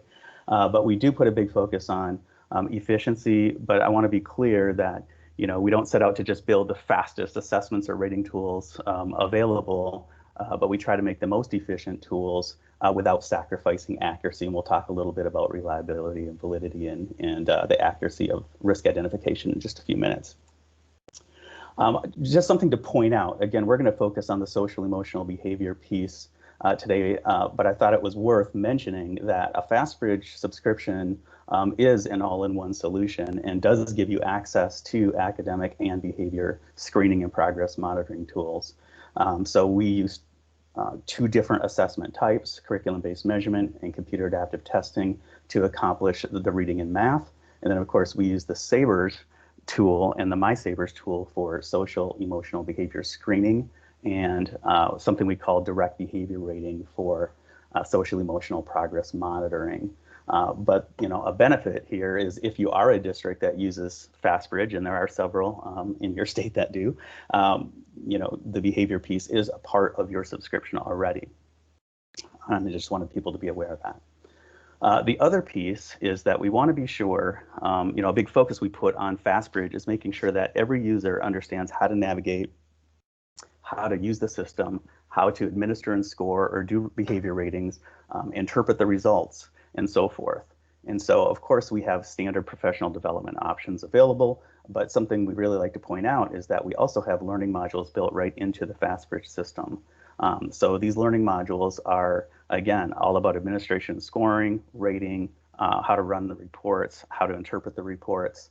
There's even practice and certification built in for each one of those modules. They're built right into the system. They come with the system. The last piece of these four cornerstones we like to talk about is our university connection. So Fastbridge was actually born out of the University of Minnesota. Most of our assessment content comes directly from dedicated research groups from not just the U of M, but also we have relationships with roughly 6 or 7 different universities right now. And the big advantage that provides us is that that content is developed in those settings. Once those become ready to put in front of users, we can introduce those into our system. We can get feedback on those when they're in what we call lab status. Think of that as late beta. And then we can iterate on that and finally put them in final form. And that's a much different approach to getting assessment content, whether that's behavior ratings or academic assessments. That's a different approach as far as getting that content created, developed. And we think it's a big advantage where you've got dedicated researchers working on those things because that's their sole focus.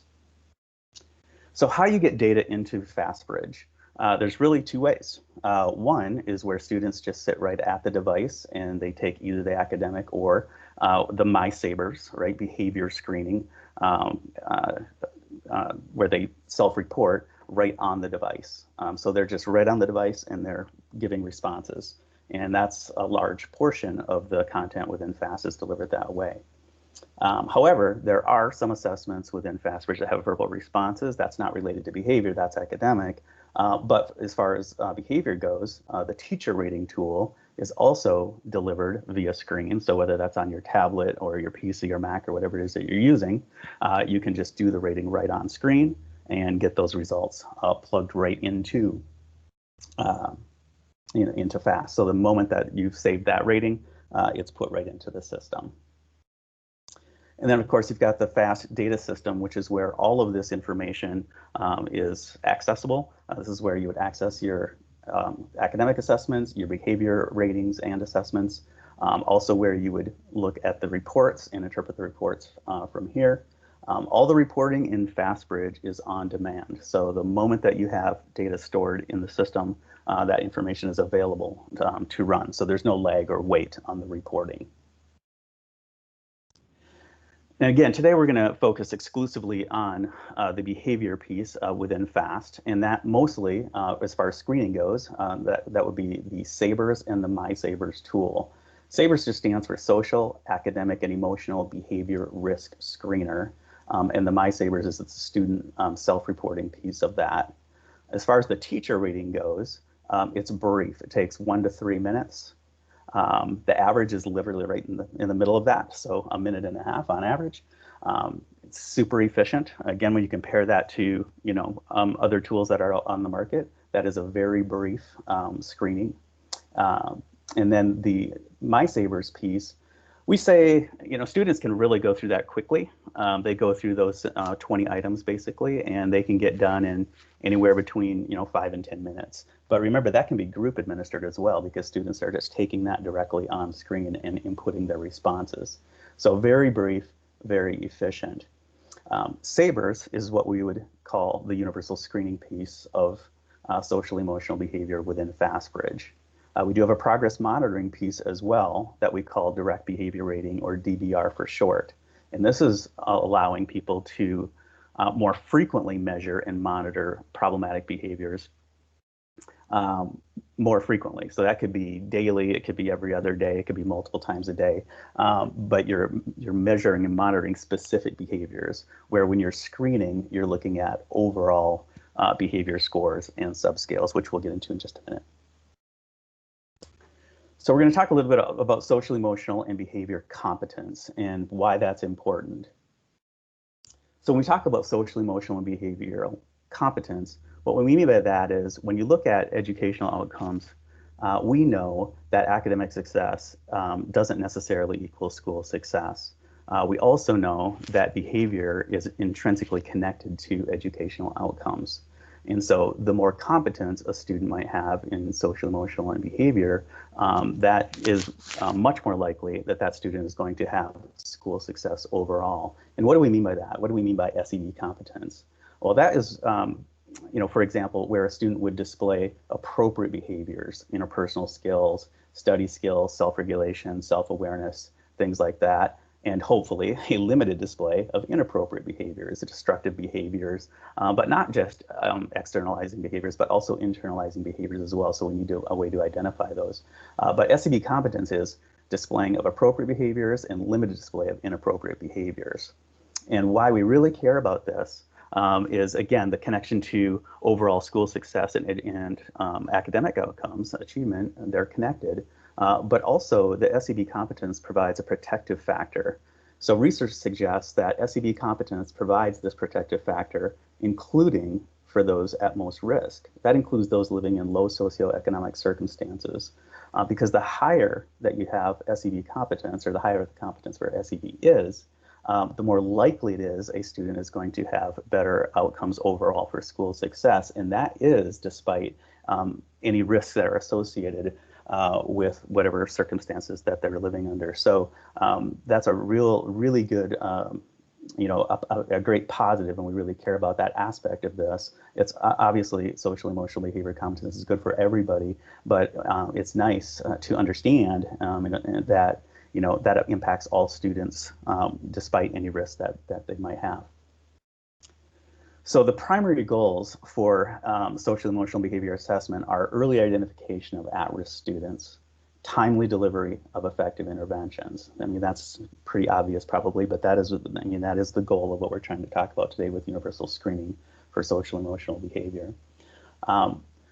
Unfortunately, what some people are using these days is insufficient. So, you all are aware of ODRs, or office discipline referrals.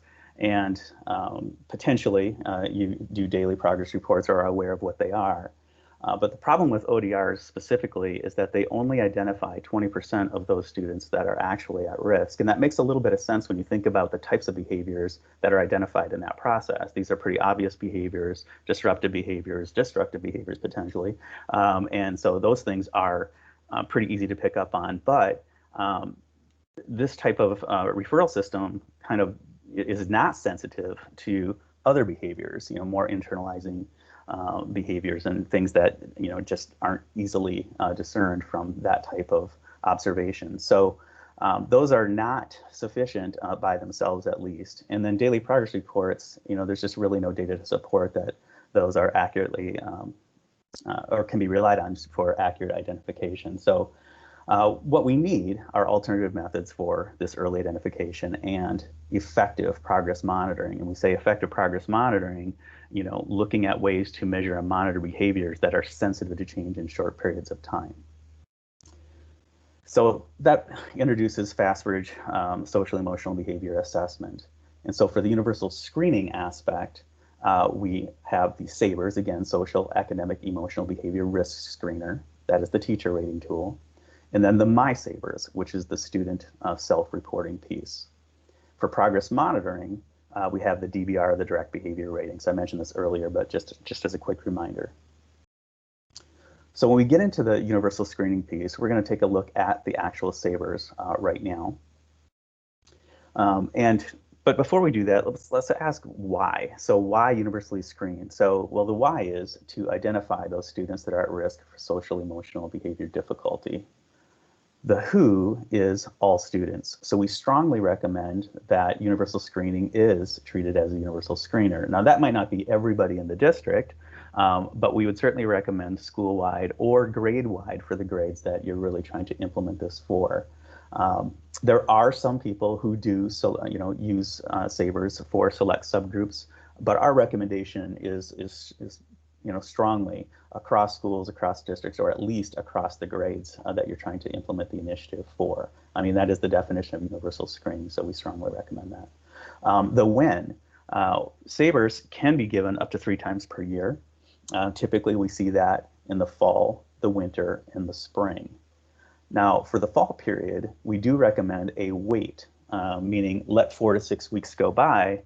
That's because we need the teacher to become acquainted with the student and have some, familiarity there, but also behaviors stabilize in that time period. So you might have more fluctuation in behavior in the beginning of a school year, but in the first few weeks, they start to stabilize out in that 4 to 6 week window. So that's why that recommendation is there.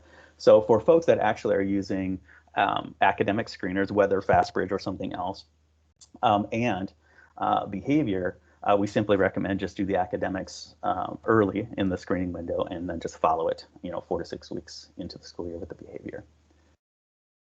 So when people ask, what is the primary data source that we look at with the SABRS results? Well, in the elementary grades, the teacher rating is the primary element, and then the student rating, it would be the secondary.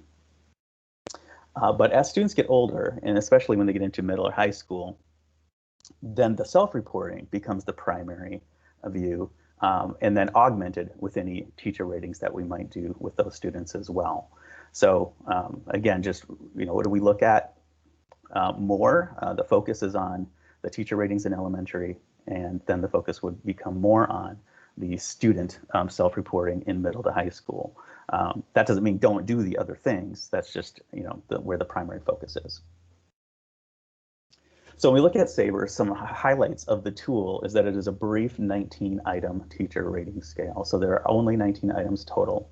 You can see they're broken up into social, academic, and emotional subscales, and then we have a total behavior score, and this is the primary score that we look at.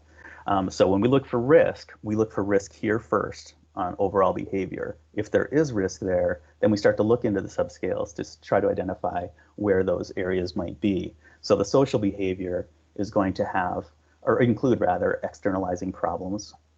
And then the positive side of that are social skills.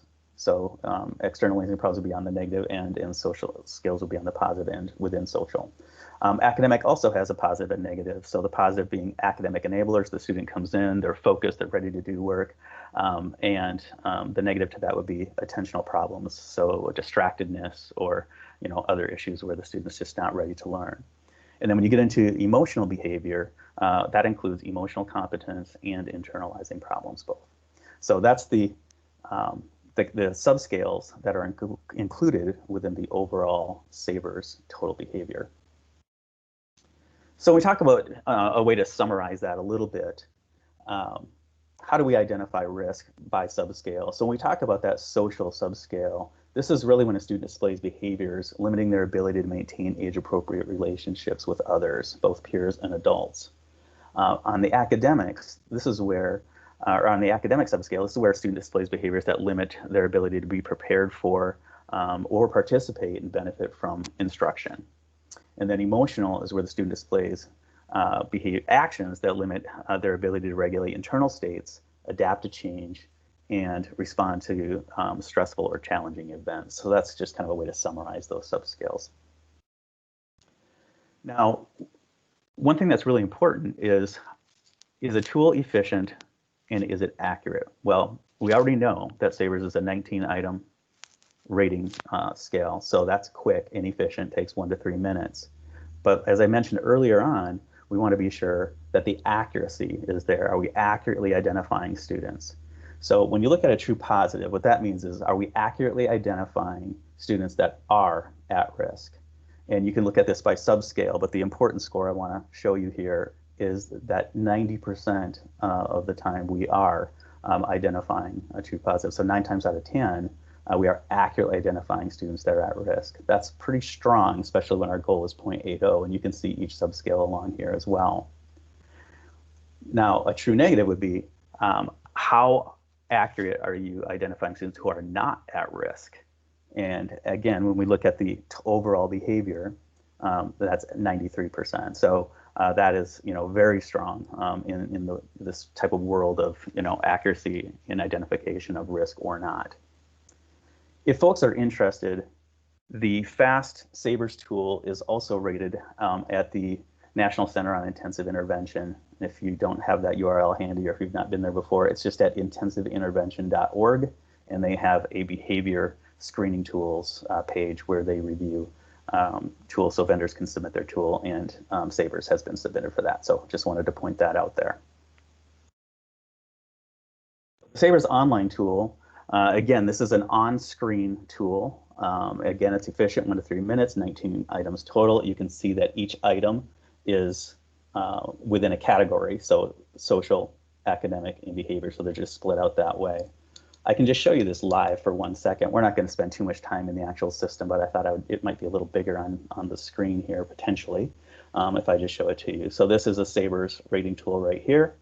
And after we made our observations, we can just simply just rate the student as never, sometimes, often, or almost always for each of the behaviors. Once we rate all of those, we simply just hit submit test, and that is then stored. We can run the reports. All right, I'm just going to jump back to our PowerPoint. And that moves over to the MySaber. So this is the student's self-reporting piece. There's one more item here, so we have 20 items when students do the self-reporting. Again, that's on the broad scale with the same 3 subscales. So we've got 1 total behavior score, and again, social, academic, and emotional subscales. Each of the items in MySabers is directly aligned with Sabers. So if you probably didn't see enough of that screen a second ago, but if you looked at some of those behaviors, they said, for the teacher, it said arguing, cooperating with peers, temper outbursts, and so forth. So on the MySabers, a student sees something different. So when they're giving their responses, they see statements, things that say, I argue with others, or I get along with others, or I lose my temper. But each of these is directly linked to the same behavior that the teacher rated. That allows us to report on how a teacher rated a student and how the student perceives themselves on those same behaviors. So this is what a MySabers screen looks like for a student. And again, I'm going to jump back to my browser just for 1 second. We won't go through the whole thing, but let me just show you what it looks like. And I didn't share audio, so you're probably not going to be able to hear this. But I am listening to directions right now. So I'm just going to pause for 1 second. So this is what a student sees. You're not hearing the audio right now, but they are actually having this read to them. So I just heard, I argue with others, and then the student would go ahead and give their response. So they hear, I get along with my peers, and again, they do that. So I'm just going to click through these quickly so you can just kind of see each item.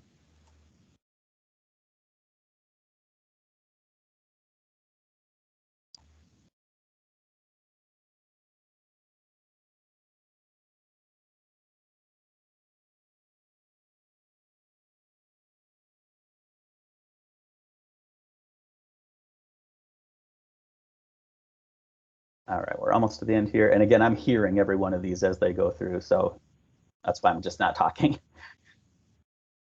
All right, here we go. All right, I'm going to go ahead and exit this and go back. So you saw the MySabers. Now that was, I went through that very quickly, but students do finish that relatively quickly. Like I said, 5 to 10 minutes, and groups of kids can take that at a time. So that is what the MySabers experience looks like there. Now, what do we get? So you've seen how the teacher rates the student. You've seen how the student can rate themselves or self-report. And this is an individual student report. So what we're seeing right now is the teacher results are shown on this pink line right here. The student results are shown on the blue line. Now, some of these behaviors, a higher score is good, and some of these behaviors, a lower score is good. So when that is the case, we've inverted those so that generally speaking, when you're looking at this report, higher scores are what you want to see. So you want to see the lines up to the top more often than the bottom. So the reason we invert those is just to make it easier to consume. So you can just see that it would be good if the student's up here and not as good if the student is down here, independent of whether it's a positive or a negative behavior. So you can see it's broken up by social, academic, and emotional. Again, the teacher in the pink line, the student in the blue line, so you can see how those things converge or not. And sometimes that can validate a teacher rating, and sometimes that can make the teacher, maybe want to explore further if they're really far apart and wonder why the student perceives themselves so differently, which obviously can be. Here you have a class. Again, you've got the overall behavior score. You have your social, academic, and emotional subscales. You have the teacher score and the student score side by side. And if you recall, our focus is on the overall behavior score first. So whenever you see risk indicators, that's these little exclamation points, then we want to look into the subscales. We don't worry too much about risk in the subscales if the overall behavior doesn't have risk. But if the overall behavior has risk, then we definitely want to explore. I mean, it's good information to have, but that really is the flow that you should be looking at that. So if they have overall risk, we would consider them at risk currently. This is a class list and status. So this just helps you understand their screening score for the teacher rating. the screening score for the student rating. There is no progress monitoring being done for these students right now.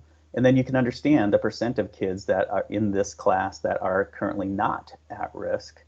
And then the remainder are showing risk right now. So that's just a quick overall class list and status of the SABRS results.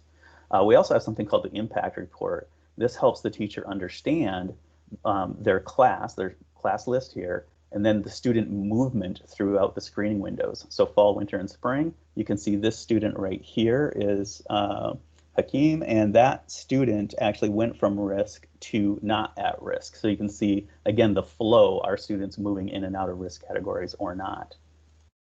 We also aggregate this data up. So this is a school level report. You can see each of the grade levels right here. And again, each of the screening windows. So results by grade and screening period, fall, winter, and spring. They don't have spring scores in this example. But again, I can turn extra data on in the system right here. I didn't for this screenshot, but you would see the percent and end count of students within each of those categories. And again, as you're looking at that over time, you have a good understanding of are things improving or not. And it's all summarized at the top as well. So how many students were in the risk category in the fall? It actually went up in the winter, which we wouldn't want to see, but that was the snapshot in this particular case. And then, for students that are in the low risk category, what happened there, fall and winter, and did things change over time? So the summaries are right at the top. So when you look at the interpretation and use, again, as I mentioned earlier, you start with total behavior. If there is risk there, then look at the subscales, then look at what you're going to do for intervention, and then progress monitor that student to see if that intervention is at risk or if that intervention is effective or not. If it's showing positive effects, then continue to monitor. If the student's not showing response, then we would want to change up the intervention and then repeat the progress monitoring piece right there. So this is kind of the workflow right there. If the student's not showing at risk, then we just continue to screen only. And that brings us right into the progress monitoring. Now today we want to talk about SABRS, and that's what I showed you so far, but I'm just going to briefly show you that there is a progress monitoring tool available within FastBridge as well. It's called Direct Behavior Rating, or DBR. This is what the tool looks like. Instead of a 4-point scale, you have a 10-point scale. And instead of overall behavior or subscale scores, you're now looking at individual behaviors. So the scoring is a little more granular, again, 10-point scale. And then for some behaviors, you can rate not only the frequency, so how often is this behavior happening? That's the typical thing that you'd see for behavior monitoring. But we also can measure the intensity of a given behavior. So it depends on the behaviors. Not all have this. Again, you can see distractedness does not allow for that, but disruptive behavior does. But anyway, you've got the 10-point scale for frequency and a 5-point scale for intensity. And then what that looks like. Jay, that's your 5-minute reminder, okay? Okay, yep, fair enough, thank you. Keep rolling. All right, and so what that looks like is this on a progress monitoring chart. So you're charting this data over time. That could be multiple behaviors, which is the case right here. We're showing both that distractedness and disruptive behavior on this progress monitoring chart right here. Any frequency. This could be as often as multiple times per day or many times per week. It could be weekly or other frequencies, but you've got frequency of choice. Multiple raters are supported with DBR. And then each of the behavior categories are color coded. So we know that disruptive behavior is in the social category. We know that distractedness is in the academic category. You can track any notes. Typically, this would be the interventions that you're using or things like that. And this table just continues for each data point that's being collected down below. So this would just continue to flow downward. But that's what progress monitoring looks like over time. Okay. And with that, I realize I've got 1 minute here, 4 minutes here, I think.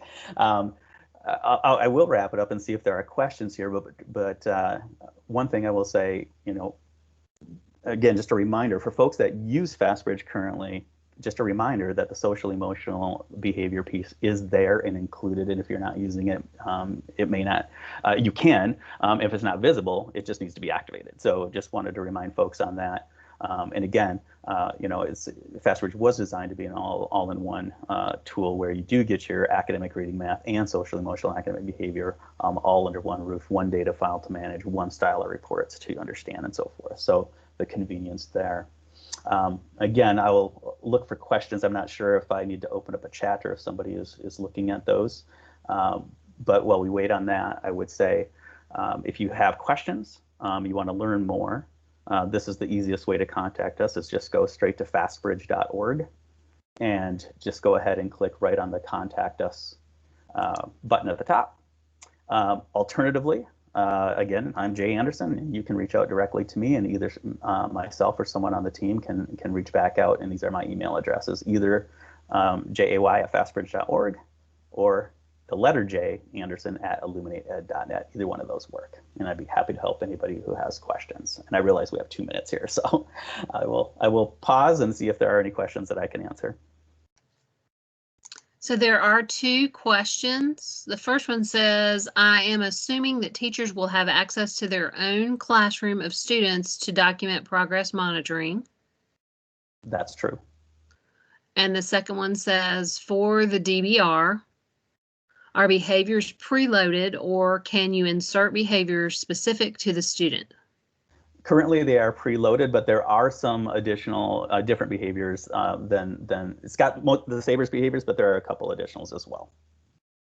Okay. And then someone just said, what's the cost? So the cost for a FastBridge subscription is $7.50 per student, all inclusive. That's everything in our system, all academics, behavior, everything.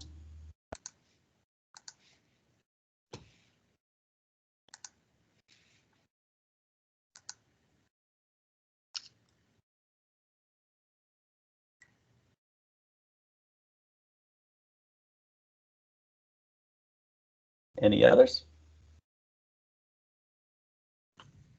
That same person said, can you get just the SEL? That's a good question. I would send a note to us and see what we can work out on that front. It's not currently that is not a menu item officially, so I can say that. Okay.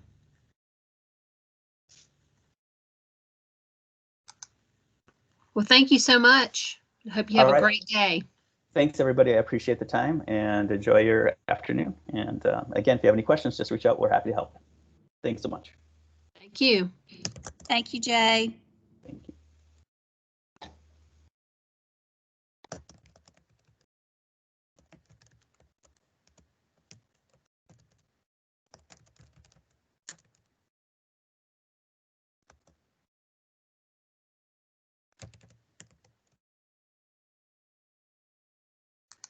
Okay, and everyone in the room, I just put a little note. The next session will be the BASC3 BESS and SSIS SEL from Pearson, and they are slated to begin at 11:55 if you need to take a short break.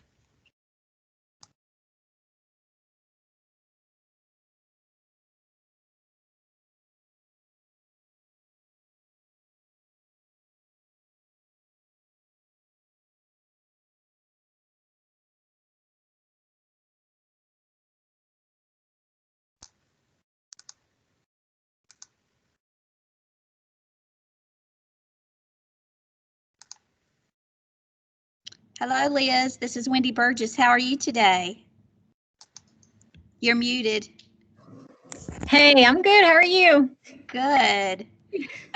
Well, I'm glad that you were able to jump on. We see you nice and clearly. If you want to pull your presentation up, your sound is perfect, and you are slated to present from 11:55 until 12:55, 1 hour, because Pearson has 2 approved social and emotional learning screeners on the approved list. And just FYI, we are recording today's session for any of those that were unable to attend. So do you have any questions for us, Liz? No, that sounds good. I'll go ahead and share my screen and make sure that's working, and then I'll start at 11:55. Perfect. And also, just to let you know, Lydia Hutto is online for any technology support. She's waving at you. She's got the globe behind her. I see you.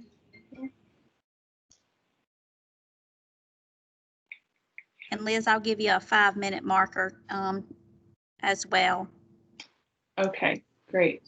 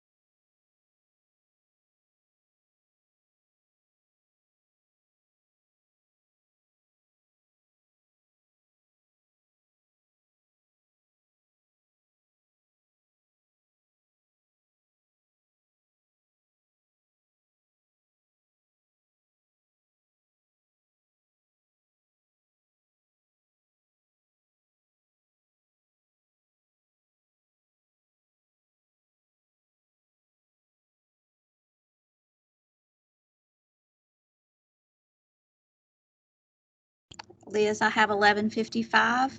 You may begin. All right, thank you so much. Welcome everybody back from break. I'm happy to be representing Pearson today to talk to you about two different screeners. My name is Liz Gross and I'm an assessment consultant for the Carolinas, and my background, I'm a school psychologist. The first universal screener I'm going to be talking about today is the BASC-3 BESS. And so what the BASC-3 BESS is it is a behavioral and emotional screening form, and the items are actually pulled from the long form of the BASC-3. You may already be familiar with the BASC-3. Social workers and school psychologists and outside providers often use the BASC-3 long form as a diagnostic, or at least a broadband rating scale, looking at externalizing and internalizing behaviors. The screening form of this assessment is actually pulling from 20 of the most clinically useful items from that long form. So now we're able to do a screening with just 20 items. The screening can be completed up to 3 times per year, fall, winter, and spring. There are 2 forms, so 2 different age groups. We have a form for ages 3 through 5, as well as a form for school-age children. We offer a parent, teacher, and student form of this assessment. And for the parent and student forms, we have English and Spanish languages available for that. We do offer this on digital and paper. I will say that from a universal screening perspective, as much as you can use digital as possible is going to be helpful, just for the ease of scoring and data entry and things like that. But know that this is available in paper as well. There may be some certain situations where that would be helpful. But the majority of what you're going to see today is going to be what it looks like to give that digital administration. As I mentioned, there are 3 forms of the BASC-3 BESS. This is the administration time for each of the forms. So the parent form takes about 5 minutes to administer. The teacher form is going to take less than 5 minutes to administer. What we quote is it's going to take approximately 30 minutes to screen an entire class. For the student form, that's going to take a little bit longer, just due to reading, and that age level will take about 15 minutes to administer. And the reading level on that assessment is about a first grade 7-month reading level. But if that's going to be an issue for these students, you can read it out loud to them to help them with any words or anything that they might need assistance with. You are able to do a group administration of the student form, so that's often helpful. It makes, you're able to do that whole class in about 15 minutes. So how does this work? As I mentioned, we can do the screening 3 times per year, fall, winter, and spring. For that fall screening especially, we do recommend that the teacher knows the student for about 6 to 8 weeks prior to doing that screening. That's just going to make those results much more reliable because the teachers will know the students better. We don't necessarily have this recommendation for the parent and student forms, obviously, because they know themselves or their child very, very well. But for the teacher form, you do want to give some time at the beginning of the year to allow the teacher to get to know the student before completing the form.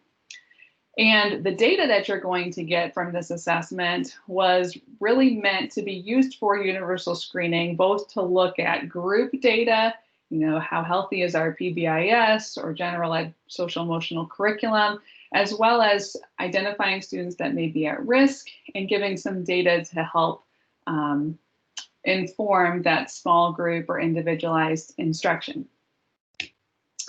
So here's a bird's eye view of what the assessment cycle looks like for the BASC-3 BESS.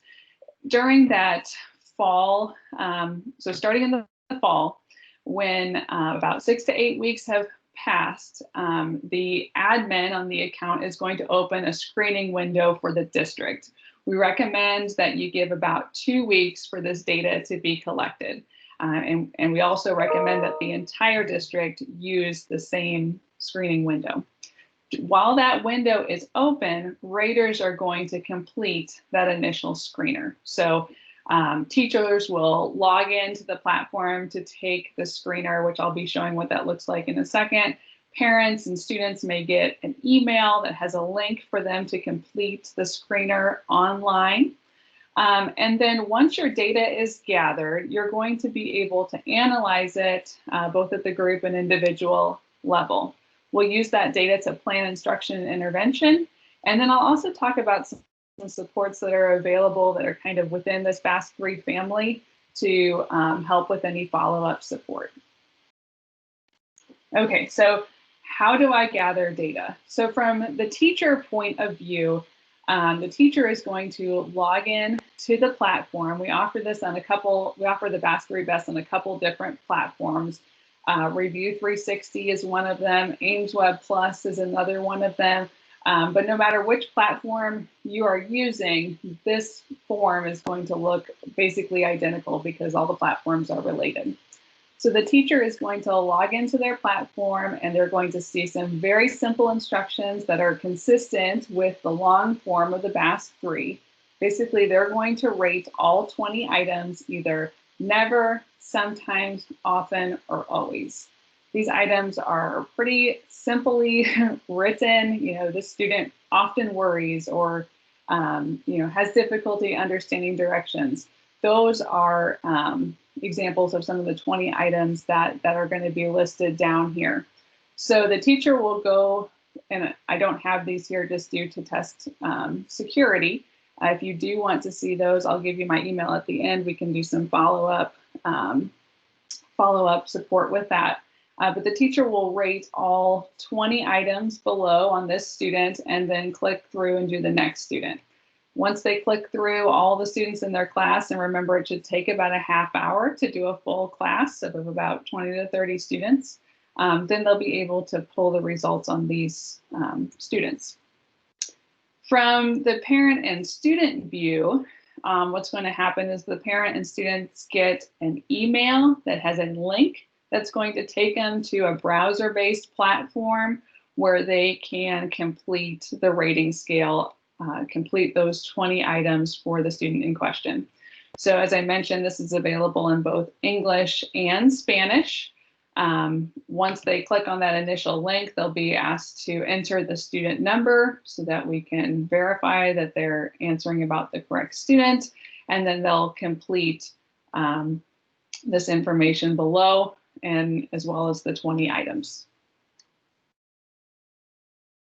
Okay, so that's how to gather the data. Once you have the data, what does this help you learn about your students? So the scores that you're going to get in the reporting options are as follows. You're going to get an overall composite score called the Behavioral and Emotional Risk Index. This is going to be your primary indicator telling you whether or not the student is at risk for behavioral and emotional difficulties. So this is the most reliable kind of score that you're going to get from this assessment.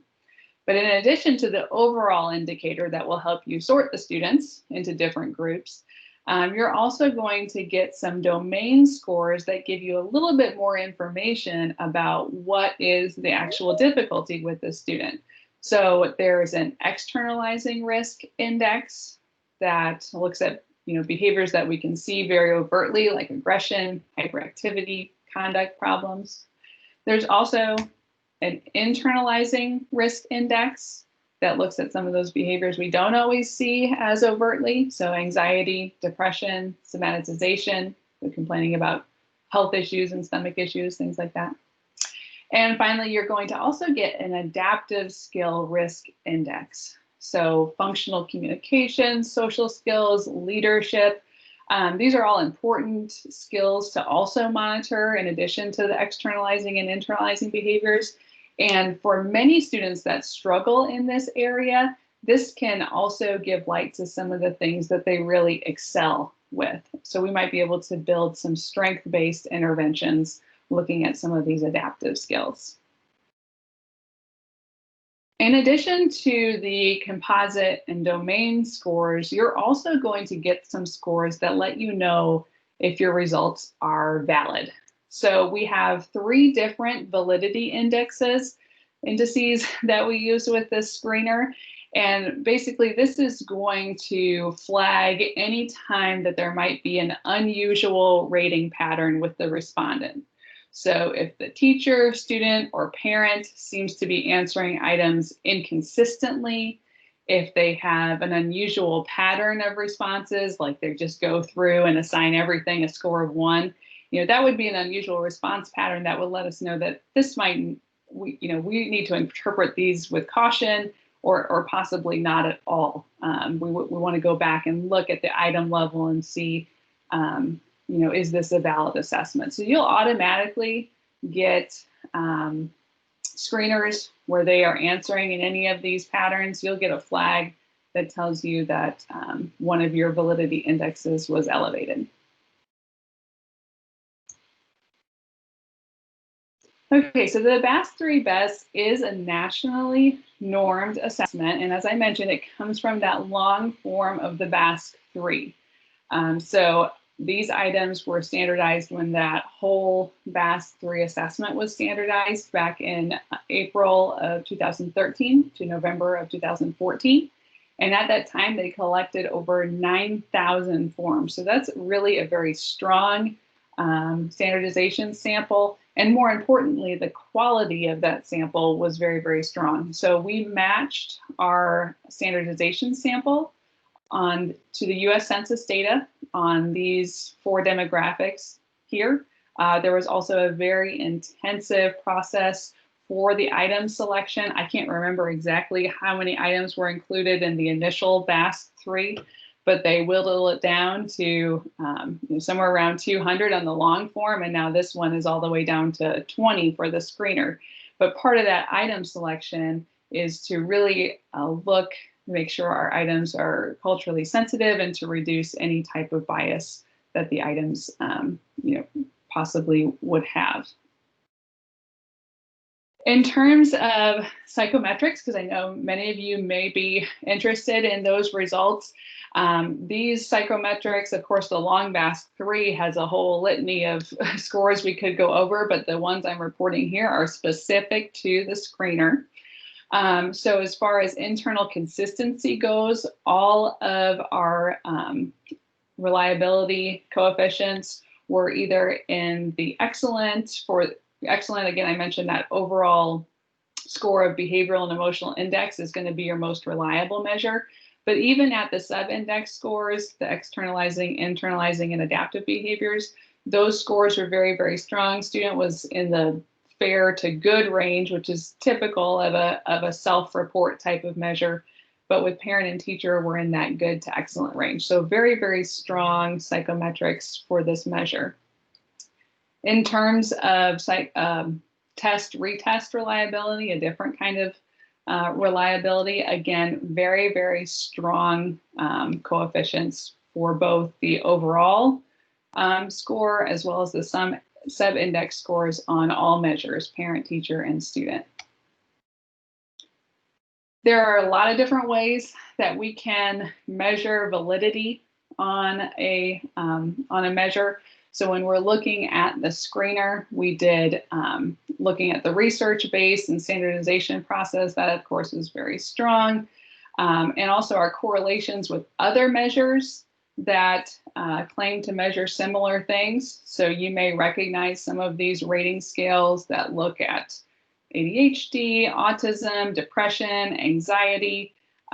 We have very strong validity with those validity correlations with those as well. Okay, so once the data is gathered, as I mentioned, there are a couple different platforms that the BAS-3 BEST is offered on. It's offered on Review 360 as well as Aimsweb Plus. So if you're already using Aimsweb Plus for your academic screener, this is something that we could add on to your current subscription. Wouldn't have to learn a new platform, and that add-on is $1 per student per form. And we offer the teacher and student forms currently here. Review 360 is going to offer all 3 forms, and that's where I'm going to show most of these reports from. But do know that The Aimsweb Plus reports look virtually identical to the Review 360 because these two platforms are integrated. Okay, so how can we look at the data? Review 360 is a platform that actually has a lot to offer, but we're going to talk specifically about universal screening because that's the purpose of our call today. So we have individual and group reporting options. So this first report I'm going to show here is a group report. It's a very, very high level report. You can pull this type of chart for your district, school, or class, and it's going to give you an idea of the percentage of your population that's falling in each range. You can pull this report from the overall index as well as the sub-indexes. This example here is looking at that overall risk index. And from here, we can see that 67% of our class, in this case, 67% of our class is in the normal range. We have some students who are elevated and 8% that is extremely elevated. So this is great for your PBIS teams that want to look, especially if you have a universal curriculum, you know, how well is my group as a whole responding to the current supports? In addition to those overall charts, we're also able to drill down by different demographics. So we can pull this type of subgroup information for grade, gender, ethnicity, and teacher currently. So it's the same type of information, it's just broken down into smaller demographic areas. But again, we want to see what percentage of students are in the normal range, what percentage are at risk, and what percent are extremely elevated. This type of information is really, really important for addressing disproportionality, just to make sure that we are providing equitable services to different demographics.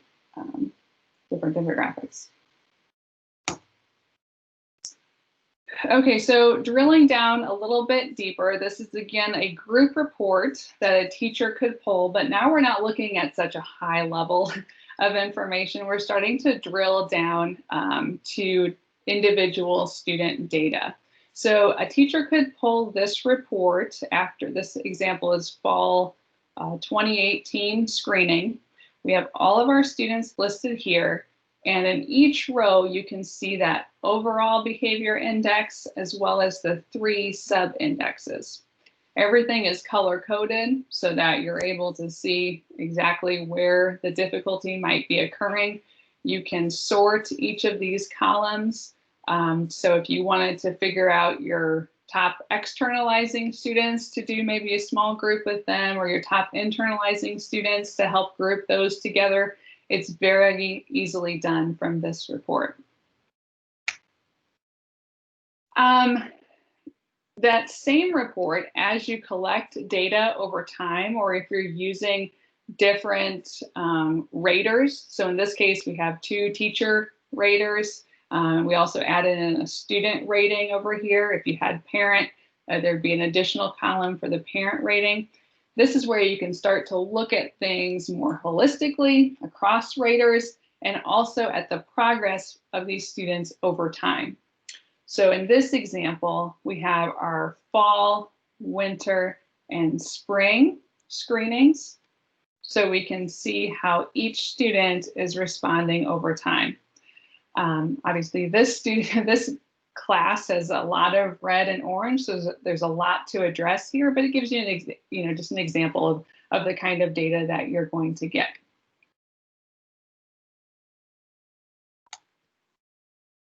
Okay, once you want to look a little bit more deeply at a student, so if we wanted to look at some of this data more in depth, you can click on a student and pull up individual information for that student.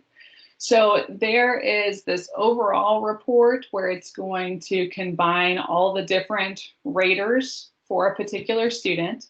So here we're looking at a July 2017 screening for a student, and there were 2 different respondents. This is where you can see if there is any caution to be taken with your ratings. All of these are acceptable on each of our validity indexes, so that just gives you further confirmation about these results, additional confidence about these results. Again, you see that same information we saw in the previous report, the overall risk index, as well as externalizing, internalizing, and adaptive. And then these student and parents indexes as well. So, or sorry, school. Then if you want to pull additional information, this is where you can even get down to the item level. Okay, so this will give you some information about the items that are contained on the teacher rating scale. Again, I mentioned we trying to keep the test security here. So if you want to see the parent and student items, they are very similar to these, but this gives you an idea of the different types of items that are measured. And you will have a record of this on that individual student form. So as you're creating those small or individualized groups, you can look back and see what items may have been flagged for this particular student.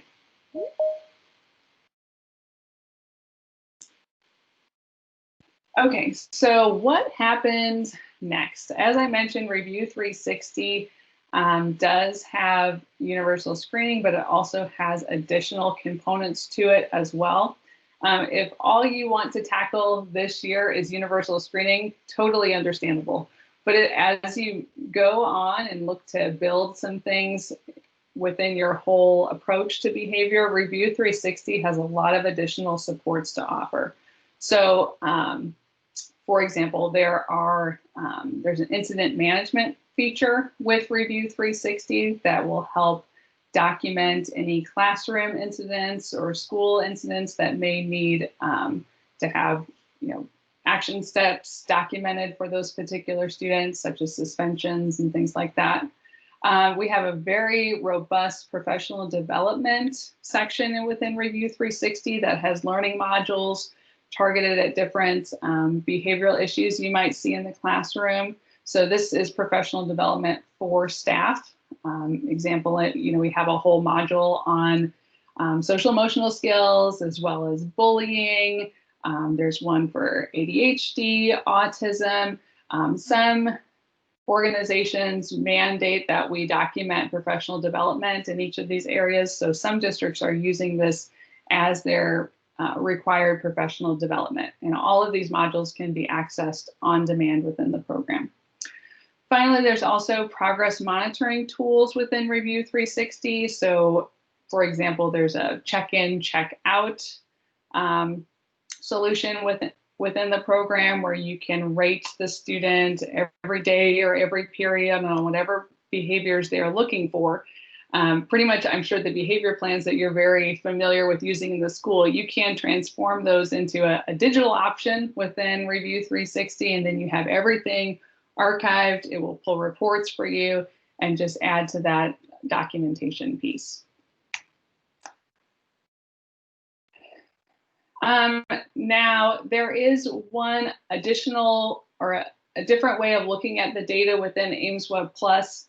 As I mentioned, many of those group reports are available even if you add it on to Aimsweb Plus because the two platforms are integrated.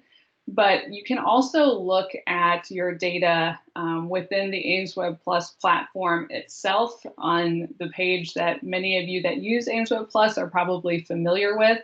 And this is just an example of how that data appears within Aimsweb Plus. So if you do want to add it on, this is kind of what you would see within the platform. You'd get all of your students, those 4 indexes, as well as an alert if there's any of the validity indexes that have come up elevated.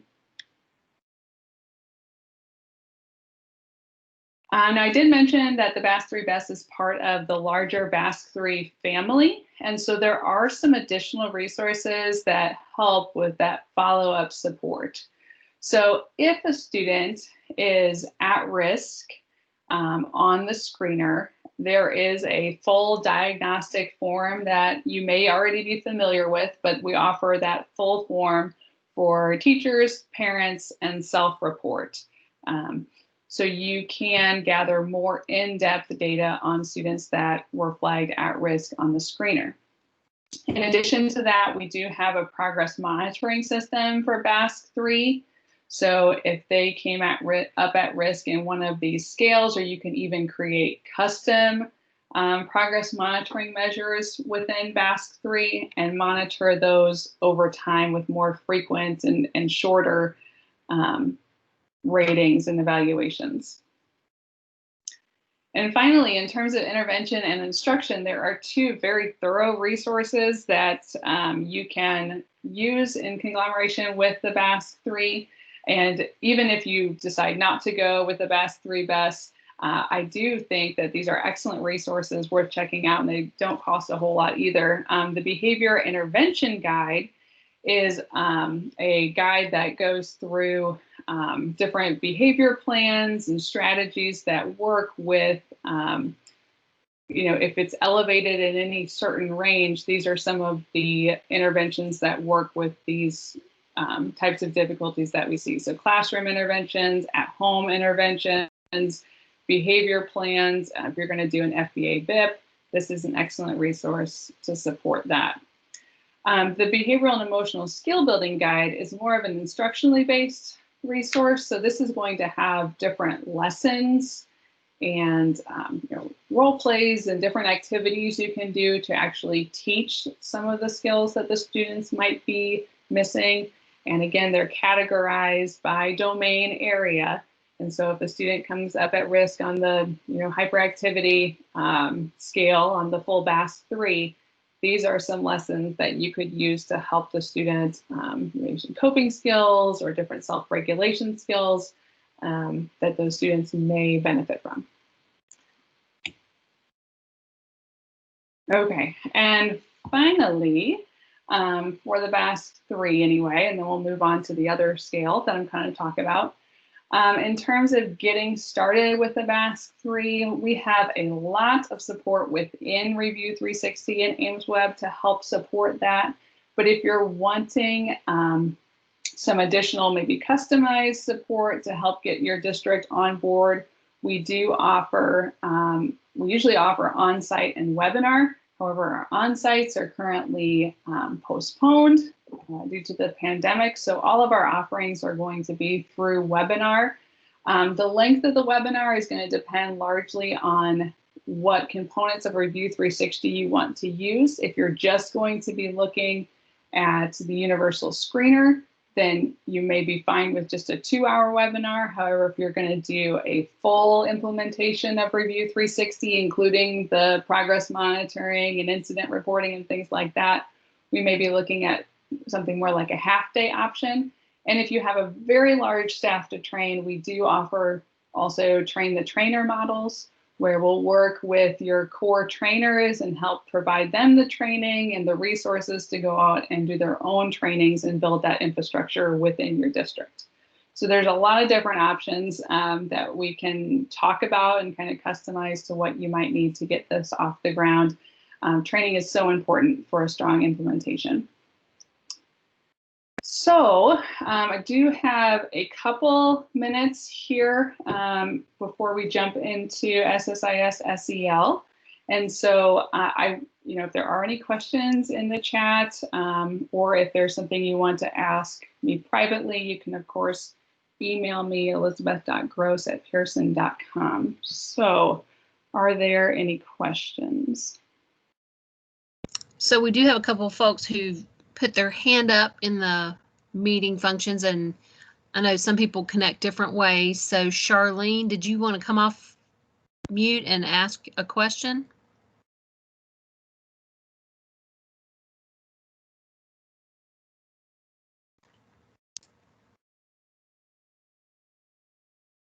And you might need to unmute.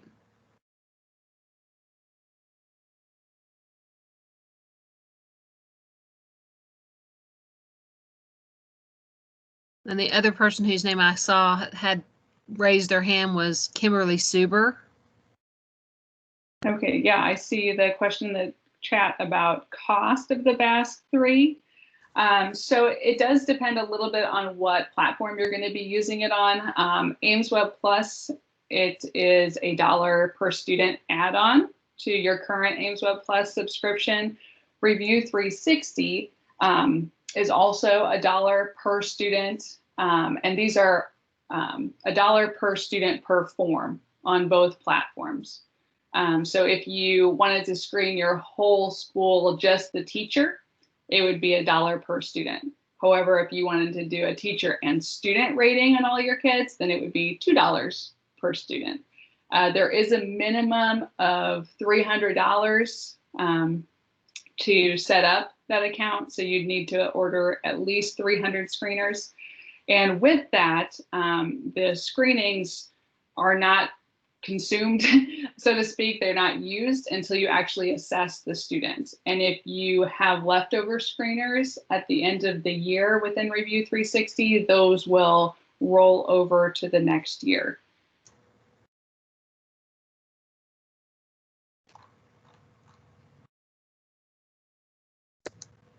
You may also see the BAS3 Best is offered on our Q Global platform.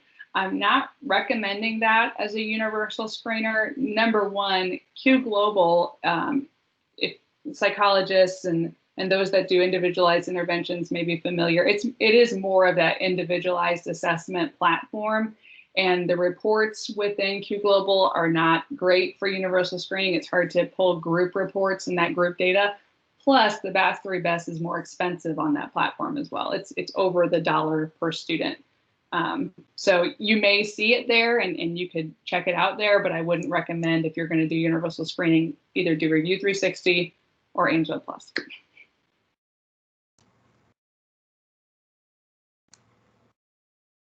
Okay. It looks, I don't see any other questions. Are there any other questions?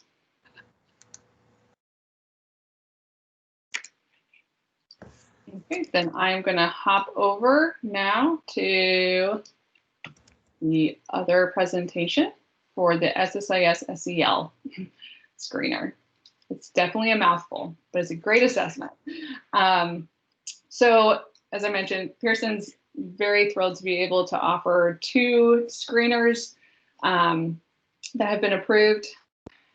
So these are very different screeners. They each have their strengths. So it really depends on your district's situation and the goals that you have for your screener. So I'm going to try my best not to compare and contrast them too much. I'll let you do that work on your own, but I will try to highlight a few of the differences, but know that those differences really are strengths depending on, you know, which situation your district is in and what your goals are. So what is the SSIS SEL screener? This screener is a criterion referenced assessment. So whereas the BAS3 Best was a norm referenced, we have a norm sample and percentiles and things like that. This screener is a criterion reference component, and you'll get a feel for that when I show you the example of what it looks like. This is also a smaller component of a larger system. So the SSIS SEL has a curriculum component to it. It has diagnostic assessment component to it. So it really does fit well within a larger model. The administration time is also less than 5 minutes per student. So the authors recommend about 30 to 45 minutes per class. This assessment, from my experience, is one that may take a while the first time that you do it. You may be closer to that 45-minute mark for your class. However, the rubric is very consistent as you go throughout. And so as you get more familiar with it, you won't have to, you'll just become a little bit more efficient with the rating. So you should be, after the first rating, you'll probably get closer to that half-hour mark. There is one form for this screener, pre-K through 12th grade. There are only 8 items, but each item is a rubric where there's fairly detailed information on each item. So don't be fooled. It is a little bit more in depth than just having 8 items. There is a lot to consider within each of these items. This is available within digital and paper. Now, the one thing with the SSIS SEL is that we only offer the teacher form. There's only one form of the screener, and that's a teacher form. When we get to the diagnostic, kind of a follow-up assessment, you can get all three perspectives, teacher, parent, student. But in terms of the screener, we only offer a teacher screener for this measure. One of the biggest highlights about the SSIS SEL is that it is aligned with CASEL. And you're going to see that very explicitly within the assessment itself. So CASEL is one of the biggest names in social emotional learning. And really their core tenets are these 5 competencies here: self-awareness, self-management, social awareness, relationship skills, and responsible decision making. This is really what drove the development of the SSIS SEL system as a whole. So we have a lot of districts and even entire states that want to see this alignment, and this is a very, very explicit alignment to these core competencies. So how does it work? This can be done, again, 3 times per year if you would like. We do still recommend that the teacher know the student prior to doing the screening. The authors recommend 3 to 4 weeks of getting to know the student before completing the screening. There are going to be group and individualized reports available for monitoring your core curriculum as well as your individualized and small group instruction. So the cycle for assessment is very similar to what you may have seen when I went through the BAS3, but if anyone's hopped on, I am going to go through it again. This screener is also offered on Review 360. So some of the reports and things are going to look very, very familiar, and this cycle of assessment is very, very familiar. It's all going to start out when the administrator of the account is going to open a screening window. So we recommend preferably a 2-week period where all of your teachers will complete those screeners. So the admin opens that window for the district. Teachers will log on to Review 360 to complete the screener. And again, it should take about a half hour to 45 minutes to screen the entire class. We're going to use those results to look at, the health of our Tier 1, our core curriculum, and any PBIS efforts that we might have. And we're also going to determine which students are at risk and possibly conduct a diagnostic assessment. So as I mentioned, this is only a teacher screener. And if students are at risk, we may, depending on the situation, want to conduct more diagnostic assessment. We're going to use that data, whether it be the screening data, or we might pair it with some of the diagnostic information or observations from the classroom to plan instruction and intervention and some follow-up support as well. Now, this area here is kind of a core tenet of the SSIS SEL program. So I'm going to be talking about this in detail a bit later. Okay, so this is, how we gather the data. We're going to zoom in a second. So how is my data gathered? This is the teacher view. The teacher is going to log on to Review 360 and complete the rubric for each of the 8 items. Now, the first 5 items are going to be those CASEL core competencies. So this example here is self-awareness. And they're going to rate each student based on the criterion of this rubric here. Now, I've blocked out the actual criterion. First of all, you can't read it on this slide. It's too small, and I'll show it to you on some of it on the next slide. We also have to be mindful of the item content for this. So the teacher would go through and place each student on the rubric, the criterion referenced rubric. And then once they finish rating the whole class on this first item, then they'll go through and rate the subsequent items. Now, the first 5 are going to be, as I mentioned, those CASEL core competencies. The last 3 are going to be academic related. So you get both the social emotional paired with the academic competencies. So taking a closer look at that rubric, here is an example of what some of the criterion are. So we're looking at that self-awareness and kind of the switch between where we feel like we are competent to where we may be at risk. These are some of the different indicators that are referenced on that rubric. So this rubric is very, very detailed, which is why I said that it may take a while the first time you go through and score your students.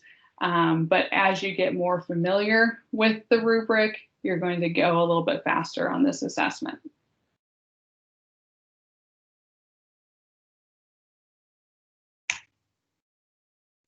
Okay, so once you gather your data, this is the information you're going to get from the screener. So you are going to get two basic scores. You're going to get the social emotional competence score, as well as the academic functioning score. Within each of these scores, you're also going to get information and scores about self-awareness, self-management, social awareness, relationship skills, responsible decision-making. And under academic function, you're going to get information about motivation to learn, reading skills, and math skills. So there are 8 kind of sub-indexes that corresponds with the 8 items that the teacher has rated on that screener. So each of these areas is going to be rated proficient, emergent, or at risk. So how can I view the data? Similar, it's going to be offered on Review 360, and we have individual and group reporting options. So this is an example of a group report. So this group is just a small class of about 10 students. This is going to be that bird's eye view, that very, very high level view that gives you an overall percentage. Very important for evaluating that Tier 1 support. So this would be a good starting place. In terms of social emotional competences, so those 5 CASEL areas, 60% of my class is proficient, 20% is emerging, and 20% is at risk. When we look just at the academic competencies, academic functioning, again, we have 60% proficiency, 30% emergent, and 10% at risk. We can also break down this information. So this is a group report, and now we're going to break it down by domain and skill. So this is diving deeper into this score here. So this top chart here, looking at the social emotional competencies. So there are 5 social emotional competencies that we look at, and you can see the average rating for my class. And you can also see how many students are emerging or at risk. So this is a different class. There's more students in this class. It's going to color code things to show you this is our strength as a class. This is our largest area of weakness as a class, and these are the areas that are emerging. It will also give you a recommendation if there is skill development needed or intensive skill development needed, or for those that are in that more satisfactory range, it just says consider skill refinement. But what's really a strength of the SSIS SEL package is that each of these areas, if there's skill development needed, it's going to recommend units from the class-wide intervention program to address these deficits. So based on the results, it's recommending these 3 skill units, units 5, 11, and 22, can help bolster self-awareness for my class. The class-wide intervention program is meant to be used at the Tier 1 level, but you can also customize it for small group work. It doesn't work as great for individualized instruction because there is quite a bit of role play and stuff involved. So if you do try to adapt it individually, be prepared to be part of that role play with your student. So it's really meant for the class-wide and small group instruction, but it maps right onto your assessment data. And I really like that about this. I'll be showing you a sample lesson a little bit later, but let's finish getting through the different reports that are available on Review 360. Okay, so we were looking kind of at a whole group level. You can also divvy up your results by demographic, so grade, gender, race, ethnicity, school, and teacher. You can have each of those, that overall competence as well as the different domains broken down by these different demographic areas. Very similar to the BAS3 BEST, just different data.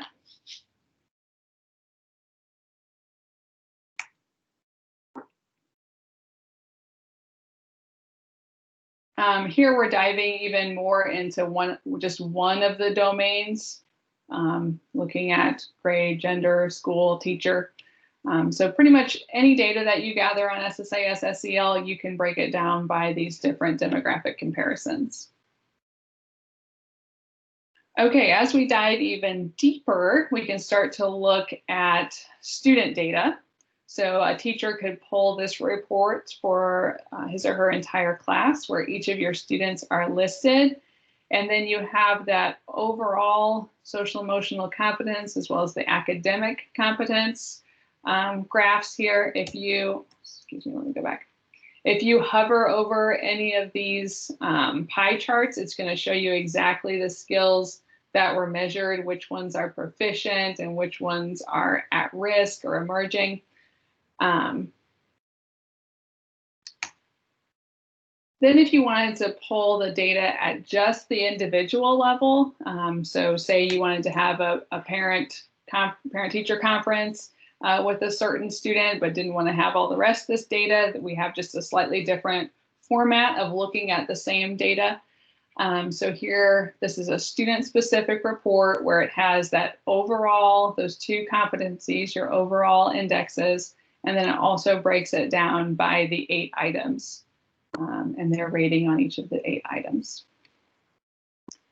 Now, as I mentioned before, Review 360 offers more than just universal screening if you choose to use the different components.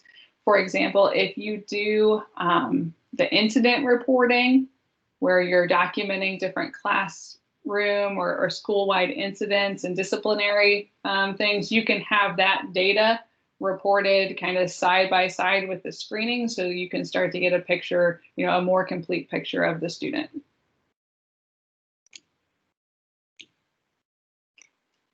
Okay.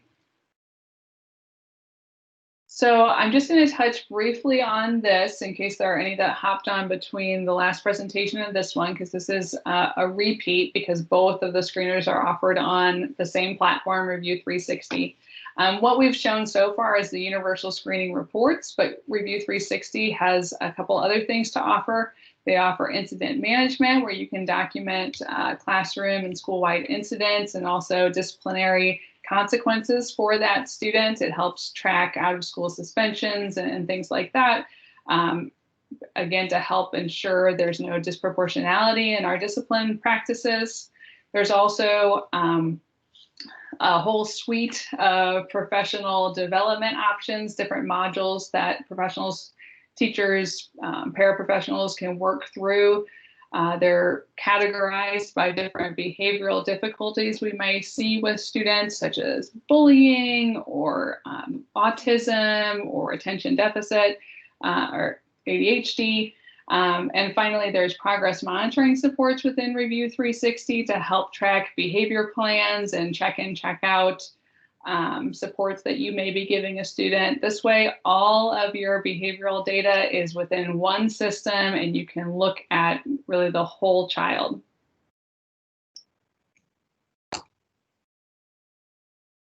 As I mentioned at the beginning of the presentation, SSIS SEL is part of a larger system, so that with that comes some additional resources that you can use if you want to, particularly for students that are struggling. There are diagnostic forms within SSIS SEL, and where the screener is going to be that criterion reference that's very, it's CASEL aligned. You can see that alignment very explicitly within the criterion. If you choose to do some diagnostic assessment afterwards, you're going to have norm referenced scores. So percentiles and standard scores, things like that. These will be a little bit longer, about a half hour or so a piece, depending on the form. And the the parent and student are available in English and Spanish.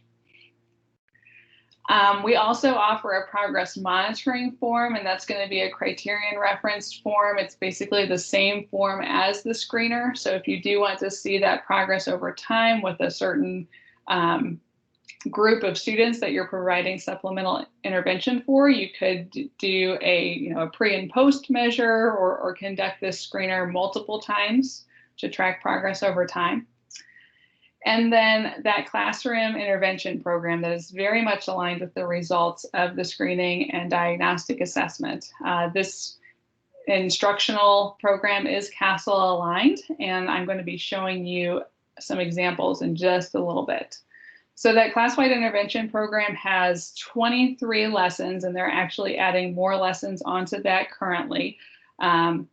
These are scripted lessons, and there are digital supports that you can access online to supplement and really make the lessons come alive. For example, there are video models and just different charts that you can put up in your classroom. All of it is housed online, and you get access to that. So there are the different units, so 10 core units and 13 advanced units. Each unit is made up of 3 30-minute lessons. So this class-wide intervention program can easily span the whole year, and often it will span multiple years. So you may focus on some of the early units with your younger students and focus on some of the more advanced units with your older students. It really depends on the results of your assessment, what units you're going to be using. But each unit has 3 30-minute lessons.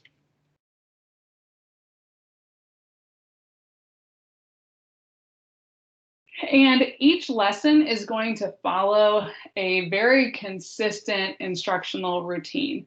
The research has shown that following such a routine, especially when talking about behavioral instruction, is really, really important, because some students, particularly those with internalizing and even externalizing issues, this may be the most difficult instructional time period in their day. And having that consistent routine is really going to help with engagement, because they'll know what to expect next.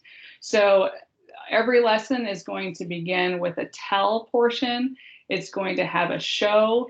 Then they're going to practice this.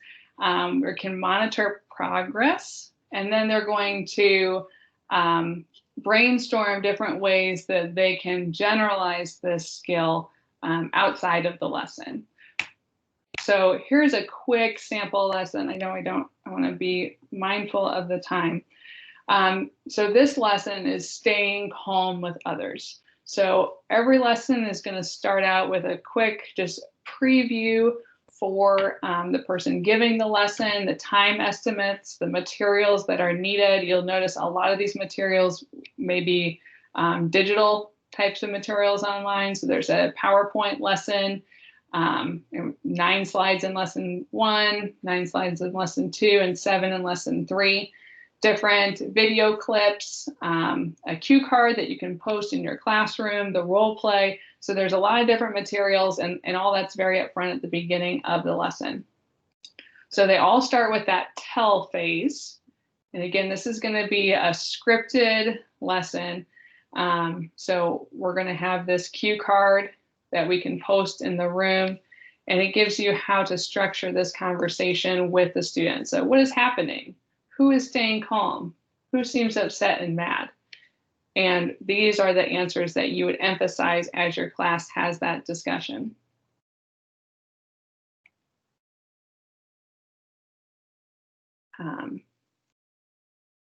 So again, different questions that we can ask, different cue cards that we can reference within the room to help identify feelings.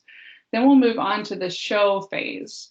And what's fun, and what students really like about the show phase, is that we typically have a good example and we have a not so good example. So they get to see what the skill looks like when done correctly and what the skill looks like when it's not done correctly. And that's usually kind of funny for students.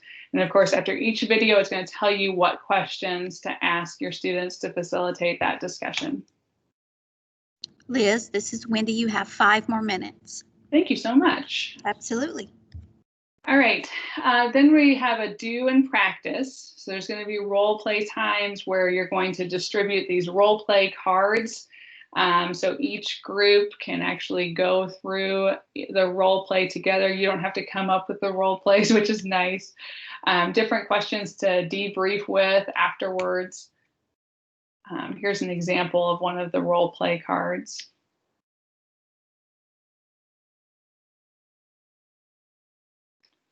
And then monitor progress and even generalization is for this lesson is going to be done with the help of a worksheet.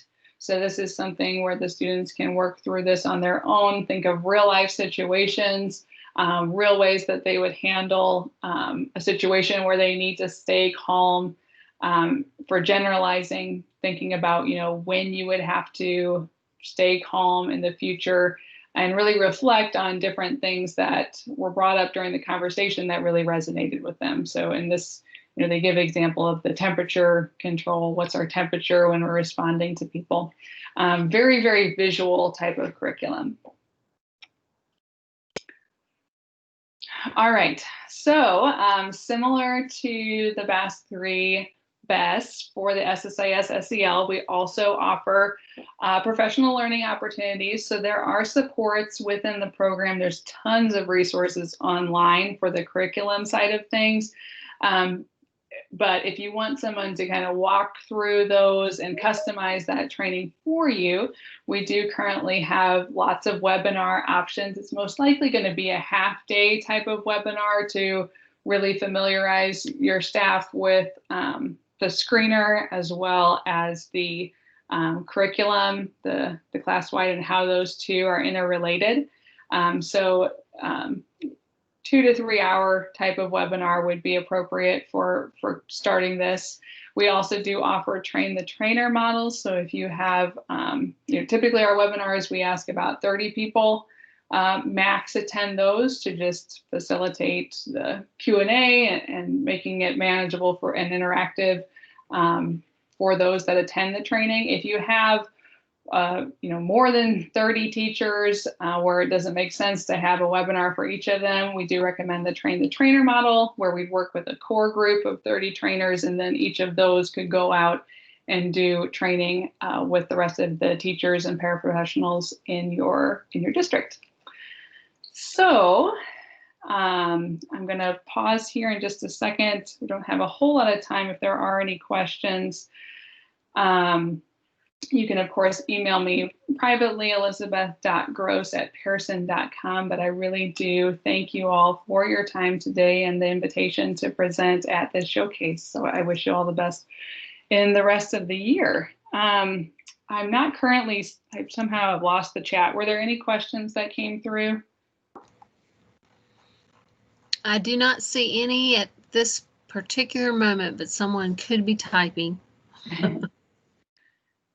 In terms of costs, that may come up again. So the SSIS SEL for the screener and the curriculum on Review 360, that's going to be $3 per student. That will also give you access to those diagnostic forms. And again, that's going to be an annual type of fee going August 1st through July 31st. So that one's that one's not based on the number of forms or which forms, because we only offer the teacher, but because there is that intervention piece of it is $3 per student.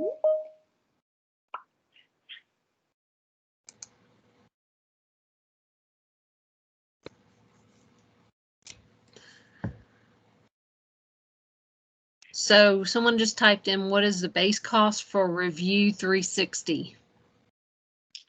So to add on all of the like the progress monitoring and the professional development and the incident reporting, that's going to be $3 per student, which is in addition to the prices I gave for each of the screeners. It's kind of housed separately. You do not need to purchase those additional components. So you could just pay for the screener, but if you want to add on the professional development modules, the progress monitoring, and the other things, then it would be an additional $3 per student. Liz, that's time. It's 12:55. Thank you for joining us today. So You're if very anyone welcome. has any additional questions, you can reach directly out to Liz afterwards. All right. Thank you guys so much. Have a good rest Thank of your you. days. You too. Bye-bye.